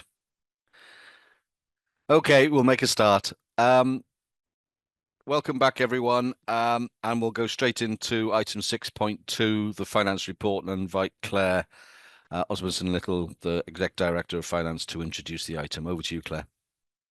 Thank you, Chair. As usual, I've got a couple of slides to take you through that will give you a bit of an executive summary, what we've been up to and what's the financial position looking like as we now rally up to the end of the half year, believe it or not. I'll talk you through the performance key indicators in finance. I'll then talk you about the revenue performance, looking at our run rates, the DPIF position, the Digital Priorities Investment Fund position, the capital programme, the savings performance, and then look at some risks and ops, and then recommend you hopefully to note the report. So if we move on to the next slide, move on to the next one. If we move on to the next slide. Obviously, the finance update is really as at the end of August, the 31st of August. I'm obviously going to look at both funding streams, our core funding, which includes primary care, the DPIF, and also the DPIF, the Digital Priorities Investment Funds. So if we move on 2 slides, then in terms of the executive summary, we are currently forecasting to achieve our financial targets for the financial year, and I'll show you where we are in both revenue, capital and cash in a minute. Our run rate was such that at the end of August, we had a slight underspend of 41k, and I'll take you through the DPIF details. We've spent some significant time in August looking at our future forward position alongside the IMTP prep, which we've shared initially with Welsh Government to indicate our funding requirements for next year. So that has helped us really understand and do a forward pitch ready for our plans going forward. In relation to our savings plan, I'll take you through the savings plan. We have a target this year of 1.5 million. The chair will inevitably ask me how much of that is recurrent, and we're planning 1 million. You'll see, though, that most of our savings, again, relate to vacancy management, albeit we are saving on vacancies, but are securing third-party support to offset some of the requirements in key areas. So we'll take you through that. We are still, as my colleagues alluded to earlier, we are trying to find a sweet spot with Welsh Government in relation to the 70% funding allocation in relation to DPIF. And we hope to clarify that within the next week or so. And then in terms of capital, I'll take you through the discretionary capital. We had obviously Sam's presented the cloud case for us today, and you'll see the opportunity potentially we could have in pulling some of that forward. And then in terms of risks, earlier I presented the VMware contract for approval. We are really working hard to mitigate a lot of the pressures around licensing and re-procurement. And I'll take you through the inflationary risk still remains a threat, but we are working closely to reduce that going forward. So if you move on to the next slide. This obviously slide shows you in green, and they're all green this month, all the statutory requirements that we are obliged to comply with in DHCW. So our cumulative performance in revenue is slightly behind plan at 41, and we're forecasting a break-even position. Capital, we've spent 1.8 million this year to date, and we obviously forecast to spend the balance in the rest of the year. We are above target in terms of our payment policy, and our cash balances are high. They're at 9 million, but that's really a hangover for the Microsoft payment that happened in July. But equally, we've got some significant contractual payments in September that we will make, and therefore that will level off our cash performance. So if you move to the next slide, in terms of our organisational performances, we've got a variety of results. You can see here the blue are underspends, the red are overspends. Key areas of overspend relate primarily to operations, where during the quarter we've actually now decommissioned the data centres and moved on away from that, which was higher than we would have expected in terms of some of the cost. And equally, there are some overspends in people and OD.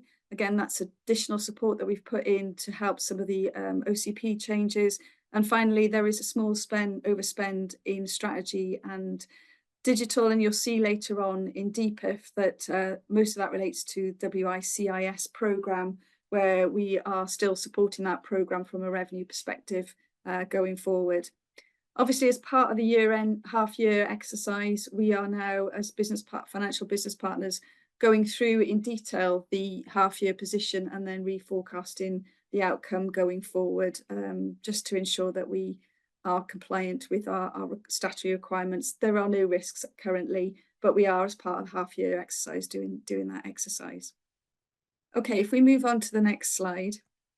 This one shows us our run rates in terms of pay and non-pay actuals and forecast going forward. We've actually spent 68.3 million year to date, and you can see that payroll is pretty flat, but now the new pay award has been agreed. We'll start to see that kick up as it gets settled in November.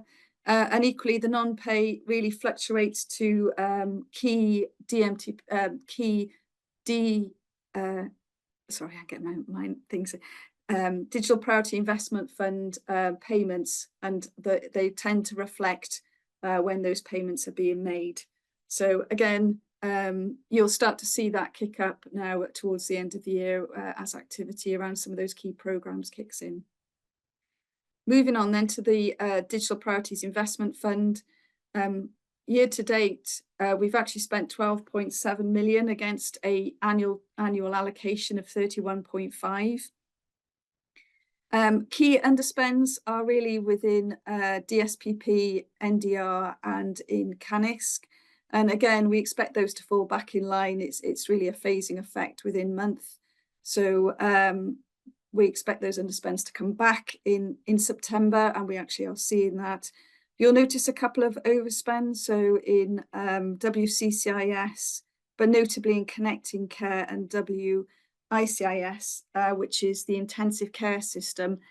Again, we have certainly within Connecting Care been undertaking quite a detailed business case and business case development, which is over and above what we were planning to do within the year. So we're working alongside Welsh Government to understand what, now that business case is done, what is required going forward, but there is a slight pressure there. And in terms of the intensive care information system, we have a capital allocation this year, but we are supporting that programme with the project team currently.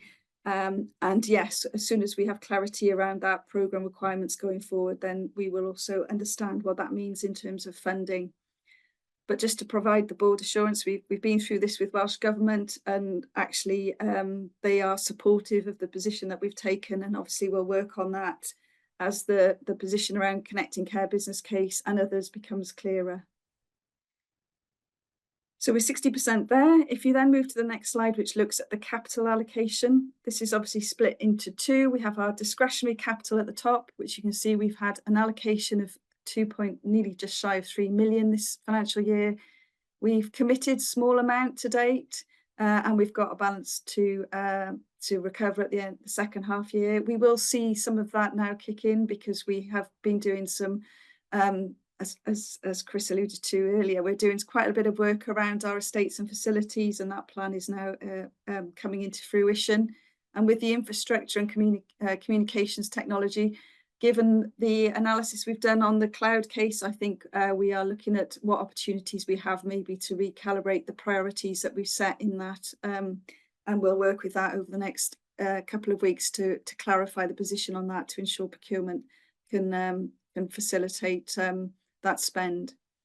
In terms of our Digital Priorities Investment Fund, obviously that is dominated by Link and RISP, which is both performing well at the moment, and you can see the capital plan will be back end loaded as that activity and those procurements come into force.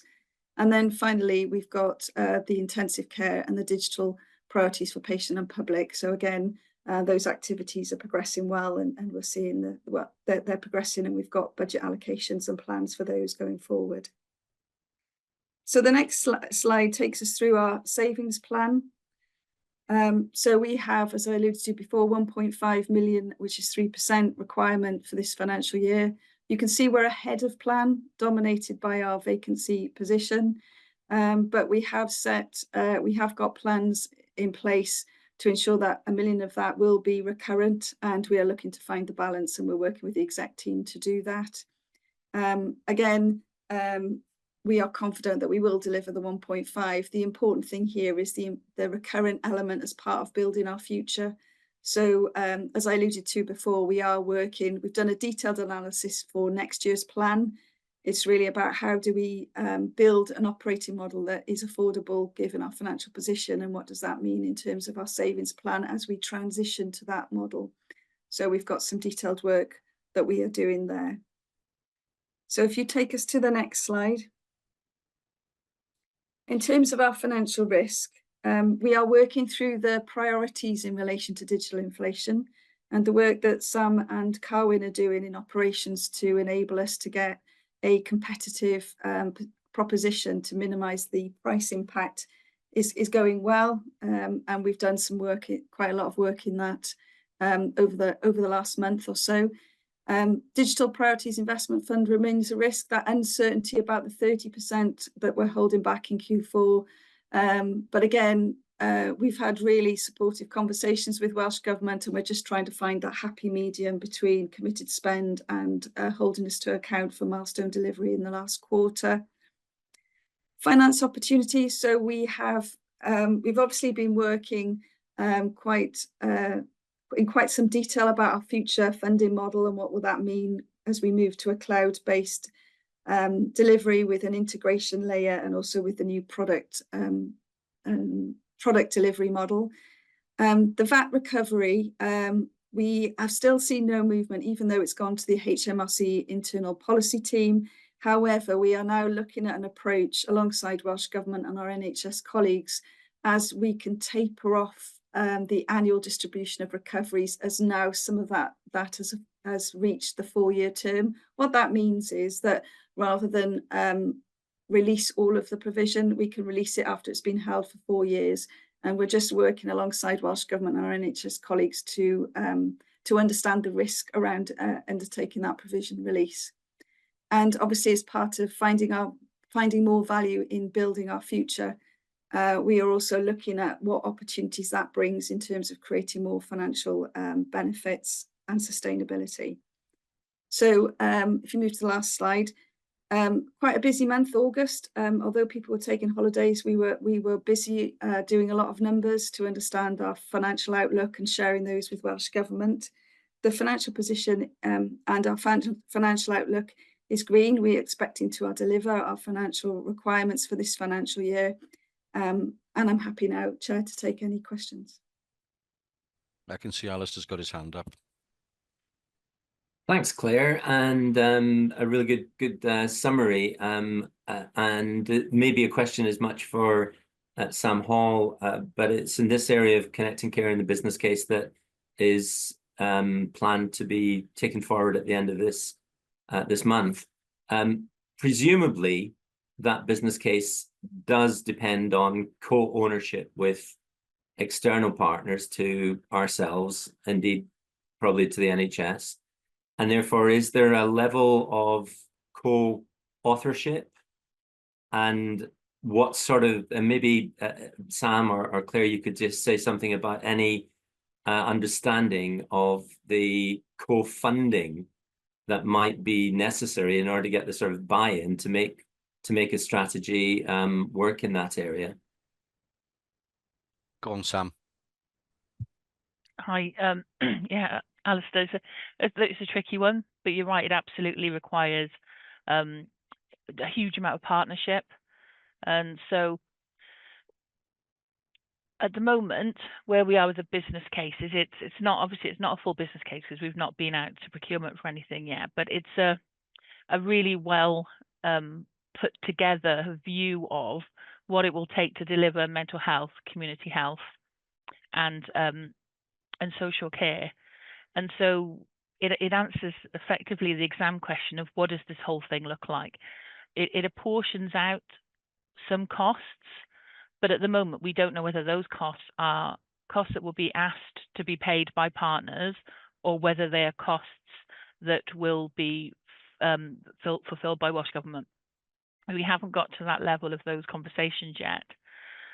So we have taken Welsh Government through previous iterations of the business case. We had over 600 comments back from partners to incorporate into the business case. I mean, this has been a huge undertaking. I can't underestimate just how much work has gone in. I think we're up to 60 engagement sessions now around the requirements. So you can imagine it's been quite a production to get this far. Hence, you know, where we are in the financial situation. But I think the key thing for us now is to get something in front of Welsh Government that they can now start to give us an idea of the direction of travel, because we've had lots of conversations. Everyone is very concerned because the time is running out on the existing platform. So there's another work stream working again with partners to look at what that exit needs to look like.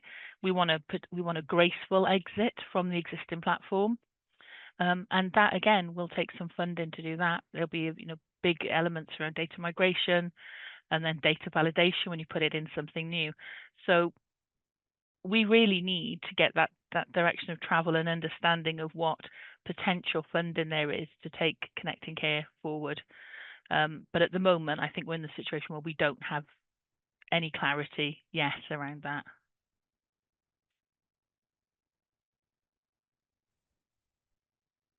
Yeah.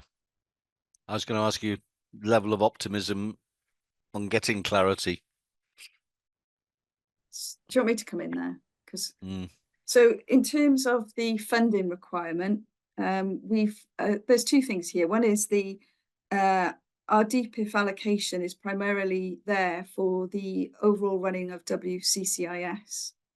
What we're trying to establish is, now that we've done the business case, what funding is available to continue the work on Connecting Care, and what is the remit around that.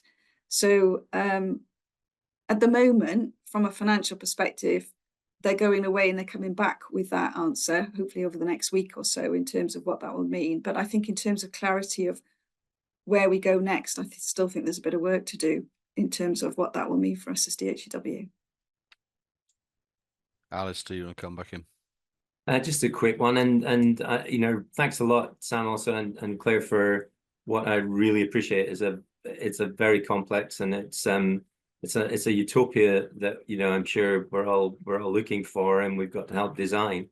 But I also, I'm sure you're building this in, but it's not all about expenditure. It's about cost avoidance by doing things differently. And I'm sure that's being built into the business case in some form or another. But perhaps, Sam, you or Claire, you might just reassure me on that part. Yeah, Alistair, we were asked to put the business case together and to fulfil the 5-point business case that Welsh Government normally ask for, and a big chunk of that is around the benefits, and within the benefits that is around what we won't do the same. So what that will give us in the future. There's also a really big piece of work. So whilst Connecting Care, a lot of the focus so far has been on, because it's the bit that's hugely worrying, is the replacement of the technical solutions. And there's been a real focus on that because there is a ticking clock obviously behind it, and we know we don't want especially our social care colleagues to have not had anything at the end of this period. So we've really focused on that. But the really huge win out of the whole idea behind Connecting Care was the shared care record that has been mentioned before today. That is the real opportunity to do something different. And actually what it will really reduce is the amount of duplication. So there is a huge overhead of duplication currently going on with people using different and multiple systems to check information for patients and citizens again and again, re-entering it again and again, and for it not being joined up. And so that, you know, a real emphasis behind the shared care record is not only around that patient care, the seamless joined up nature of integrated care, but it's also taking the burden off the people using it and stopping that duplication. Thanks, Sam. Any other questions or comments on the finance report? Okay, that was one. What does it mean that the VAT issue has moved from HMRC to Treasury? Is that a positive step, or is that a step backwards? It's the HMRC Treasury department. It's still in HMRC, but there is, as part of the provision that we've made, we can look to release the annual VAT that's been held for a period of 4 years, but there is a risk around it. So we're looking into the feasibility of doing that for next financial year onwards. Ideally, we'd like to have it all, but as you can see, it's taken a long time for HMRC to come to a decision on this one. But yeah, so we are looking alongside Welsh Government and our Health Board colleagues to see if there is something we can do in the next financial year that would give them, in effect, a 20% reduction in their Microsoft cost. Okay. Okay, thank you very much, Claire. We'll receive that report and then we'll move on to item 6.3, the corporate risk register, and I'll ask Chris Darling to introduce this item. Over to you, Chris. Thank you, Chair. Yeah, I will run through the risk register report. So throughout today's board meeting, we've discussed a number of opportunities and threats facing both DHCW and the wider, I think, health and care and digital systems. And a number of these are reflected in the risk register. So I'm going to run through the current position. There's 18 corporate risks on the risk register, 14 of which are in the full register in the pack today. The 4 that are not are assigned to the Digital Governance and Safety Committee, and they were reviewed at the last meeting last month in detail. I just want to run through to start with changes in the risk register since our last meeting. So I'm going to start with risks that have been removed from the risk register. The first one is 0316 technical debt accumulation. So Sam Lloyd put this corporate risk on the risk register fairly soon, I think, after joining DHCW. A lot of work's been done on this, and they've broken it down into 3 sub sections, and the detail of which was discussed at the last Digital Governance and Safety Committee. So they are now at directorate level with the specific mitigation being worked through. So it's no longer on the corporate risk register. 0332 sustainable major programs funding. That risk has been taking off the corporate risk register. That predominantly was relating to the risks faced during 2024-25. And if I move on to the new risks that have been added to the risk register, I'll just start with 0337, Sustainable Digital Services and Development Funding Model. To an extent, it replaces that risk, but it puts a longer term focus on DHCW's funding model. We know from discussions we've had, there isn't clarity yet over what the future of the Digital Priorities Investment Fund will look like for us as an organisation. So this risk is reflecting that position. There's significant uncertainty around future funding, and a number of other risks on the register actually relate to that uncertainty. The second new risk is 0338, connecting care funding. This is a new risk that's been added to the risk register. Clearly, it's been there as a risk, but I think at this point, and reflects the discussions we've just had, we felt it was now a corporate risk given the uncertainty around costs and funding and the discussions that are taking place. And as Sam just alluded to, time is running out on the existing platform. So just check, Sam, if there's anything you want to add to, or have we covered that risk in what you've just been through following Alistair's question? I think we've mostly covered it. I think the only other thing that we're doing, apart from the conversations with Welsh Government, is that we're doing everything we can within the programme to reduce our own costs. So we've worked with Claire and the team. So we've reduced our agency spend, and we've not filled any vacancies. So we are running as lean as we can on this programme. And the 2 reasons for that are, one, because obviously we need to try to bring the funding back in, but also because until we get a direction of travel, until we know where we're going, we don't want to be actually over-resourced in this area and then create a problem for the future. But for now, I think we really do need to get some clarity around the future scope of what Connecting Care needs to be, because we're at I feel we're at a very critical time, and we've actually got some staff who are on our fixed term staff who are very concerned, as we have across the piece for fixed term staff across all of our programs. It's a considerable burden on those staff waiting to find out the future of programs. Thanks, Sam. And just to note, Simon, the accountability conditions that were in on the consent agenda, obviously the submission of the Connecting Care business case was one of those accountability conditions by the end of this month, by Monday next week. So that uncertainty continues whilst whilst Sam and the team have prepared and the business case ready for submission. Just working through a couple of other areas on the report. The last board meeting, Simon, you asked that the Audit and Assurance Committee take an active view on the long-term sustainable funding model. So since then, I've met with Claire and Marion, and that's been built into the agenda for the meeting that's taking place next month. So there'll be a bit of a spotlight on that. There's two additional risks that I want to highlight to the board and ask for Ivan and Ridian just to comment on them. There are some commercial sensitivities relating to both, but we want to make sure the board are as up to speed on both of them. So the first one is around the digital intensive care implementation delay risk that we've reported previously at board meeting 0333, and the second one is 0336, the Audit Plus risk that I think also flagged at the last board meeting. So can I ask Ivan first and then Ridian just to update on those two? Sure, thank you very much, Chris. So I'll keep it relatively brief. As Chris said, there's a significant commercial element and aspect to the Welsh Intensive Care System position. The Welsh Government have commissioned a review, an external review. The work is completed.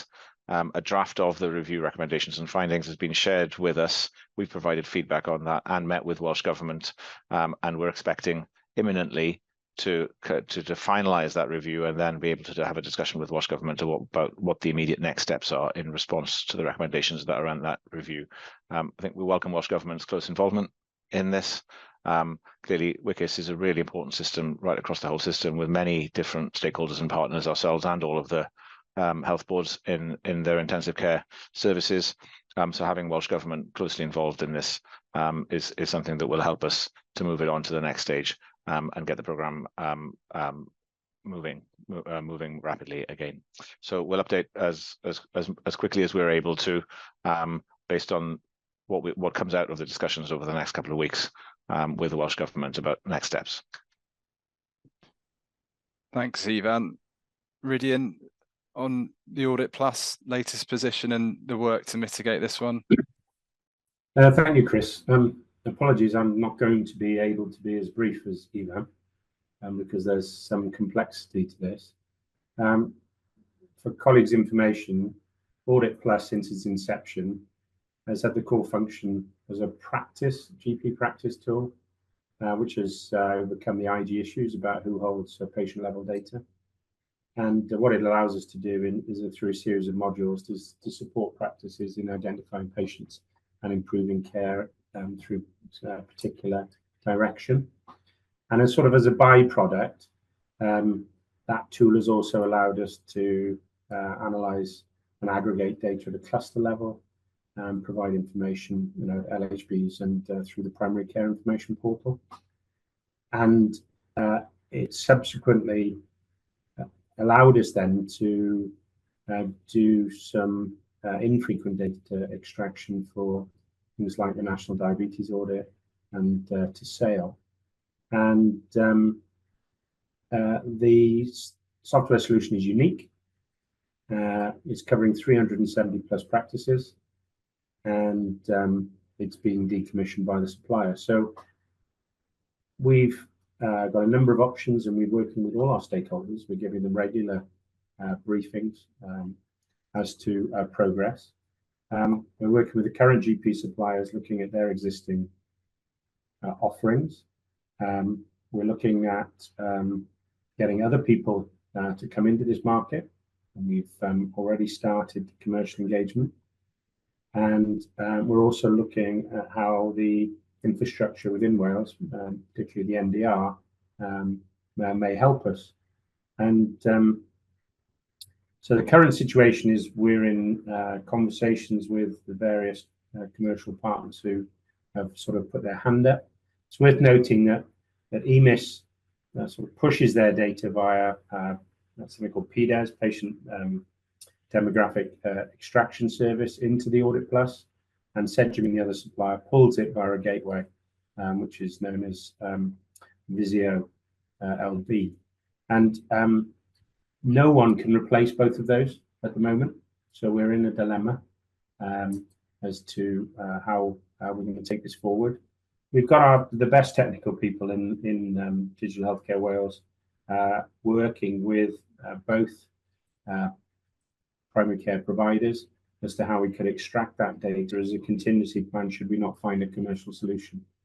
I can reassure the board that we are all over this to the point that I am having stand-ups Monday, Wednesday and Friday with the technical team, the commercial team, our information governance team, our NDR team, and we have a comms wrap. Everyone in his will and his dog has an opinion about how this should be done at the moment. The current situation is we're exploring every single avenue possible. Well, thank you, Rudy. Rowan and Ruth want to come in. I just wanted to add a comment in support of everything that Rydian just said. We did a deep dive into this issue at the last DGNS, and I'm absolutely assured that the team has a really firm grip on this issue. It is, as my friends in Silicon Valley would say, a wicked hard problem, and they're all over it.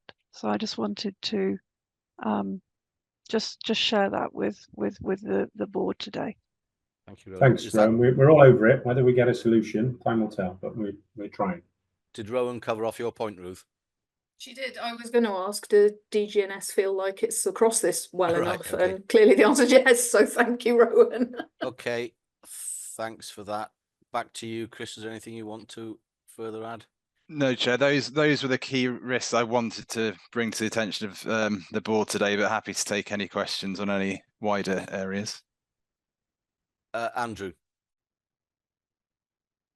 Would help if I unmuted. Sorry. Yeah, it was just a general thing about the funding risks, basically. Yeah, and I don't think it's not really a question. It's but what probably a lot of the board think anyway, or know anyway. But I mean, one of the biggest problems and one of our biggest concerns, of course, is loss of staff where they're not certain about funding positions, or funding comes to an end, and of course programs might come to an end in some areas. And I mean, we know how difficult digital is to recruit into, and that level of uncertainty. I mean, if somebody does need to fill that job, it could be very, very expensive in the long run to fill that with a private provider. You know, if we weren't sure and we didn't have the support. So I just wanted to say that, really.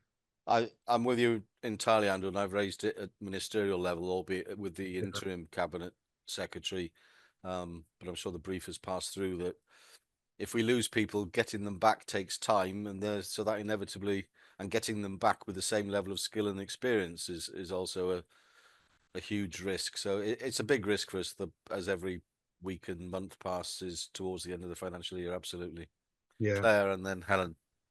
So I just wanted to highlight that as we've just been through, the savings plan is dominated by vacancy gains. There are tremendous opportunities within DHCW, and as part of building the future, there's all, you know, we've got a huge development program. So it's Andrew, how we work collectively, isn't it, to support and advise people, you know, with all the opportunities as an organisation like us that we can find.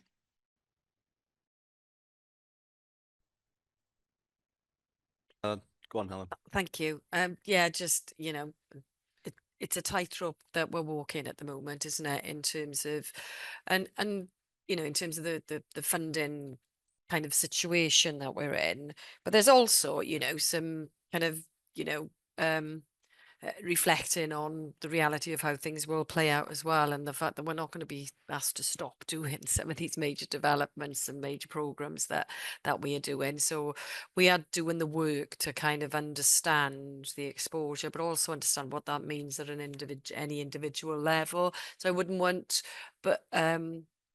colleagues across the organisation to feel nervous or anxious, but understandably some will be in terms of the tenure of their contracts.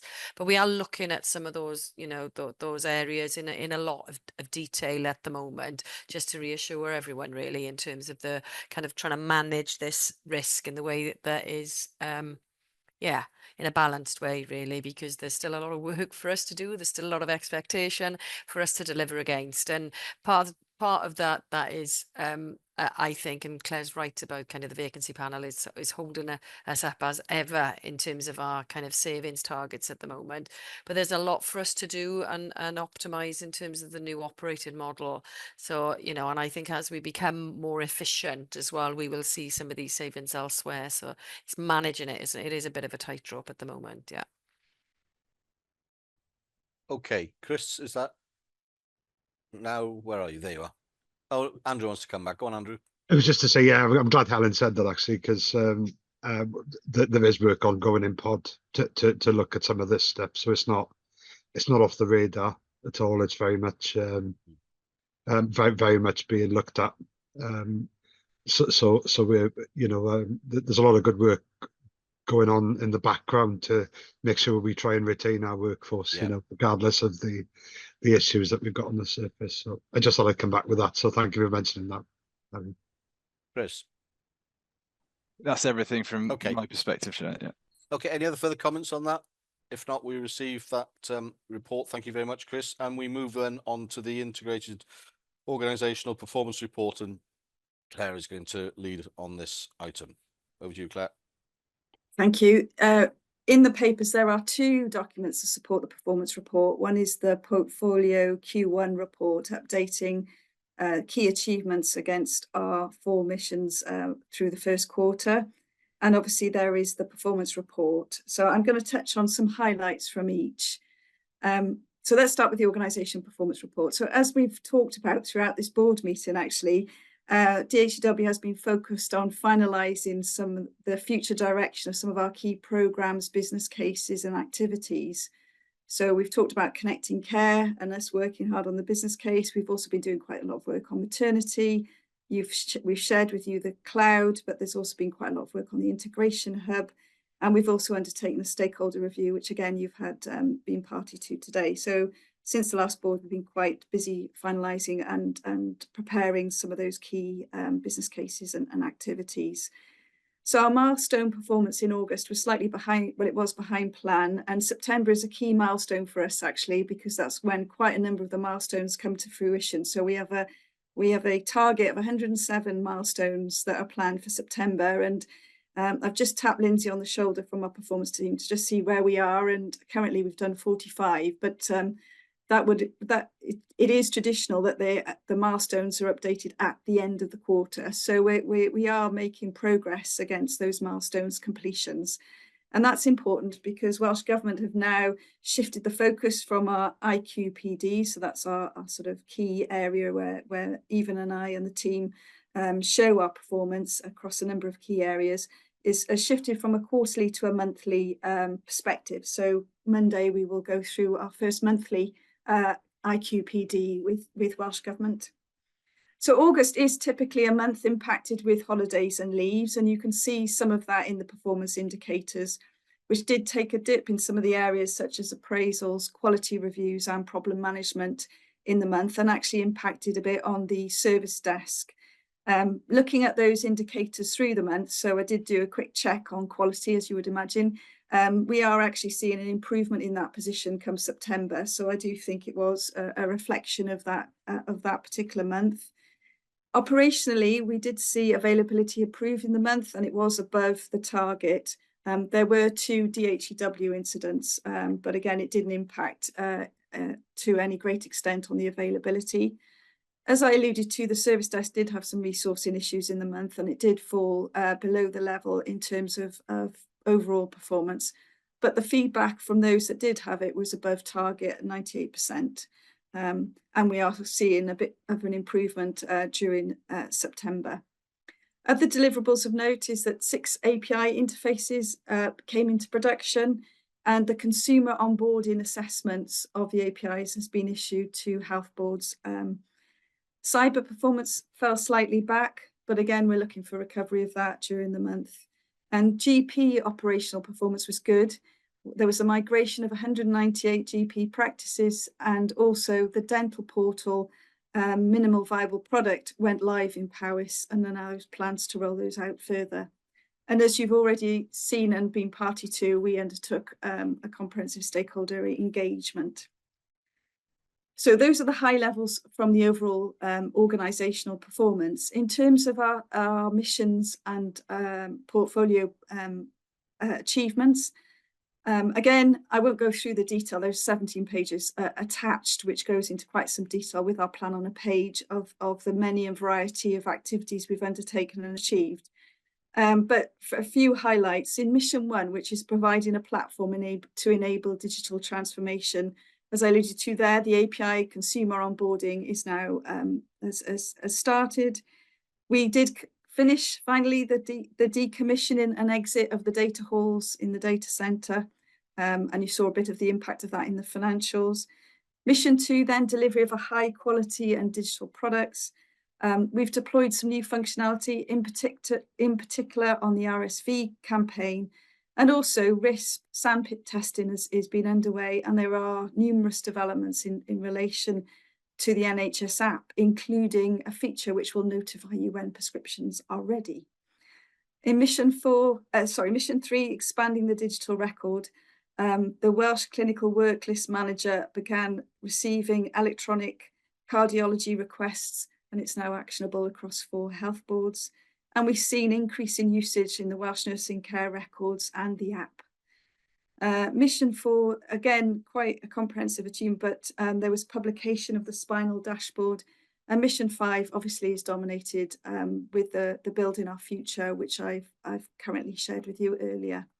So those are some of the key performance outcomes and deliverables, both in Q1 from our portfolios and in terms of organisational performance during August. And happy to take any questions, Chair. Thank you, Claire. Anyone got any questions or observations or comments? No? Okay, thank you, Claire. We'll move on then to the series of committee highlight reports. The first one is the Programme Delivery Committee highlight report. I'll invite David Selway, who's the committee chair, to present any highlights he wishes to. Thanks, Simon. Last meeting was our 4th meeting, so we've now reviewed all 12 of our major programmes. We take 3 at each of our meetings, so we've now completed the cycle. At our meeting on the 1st of August, we reviewed Digital Meds Programme and Cancer Informatics Programme and received good assurance around the status of those programmes.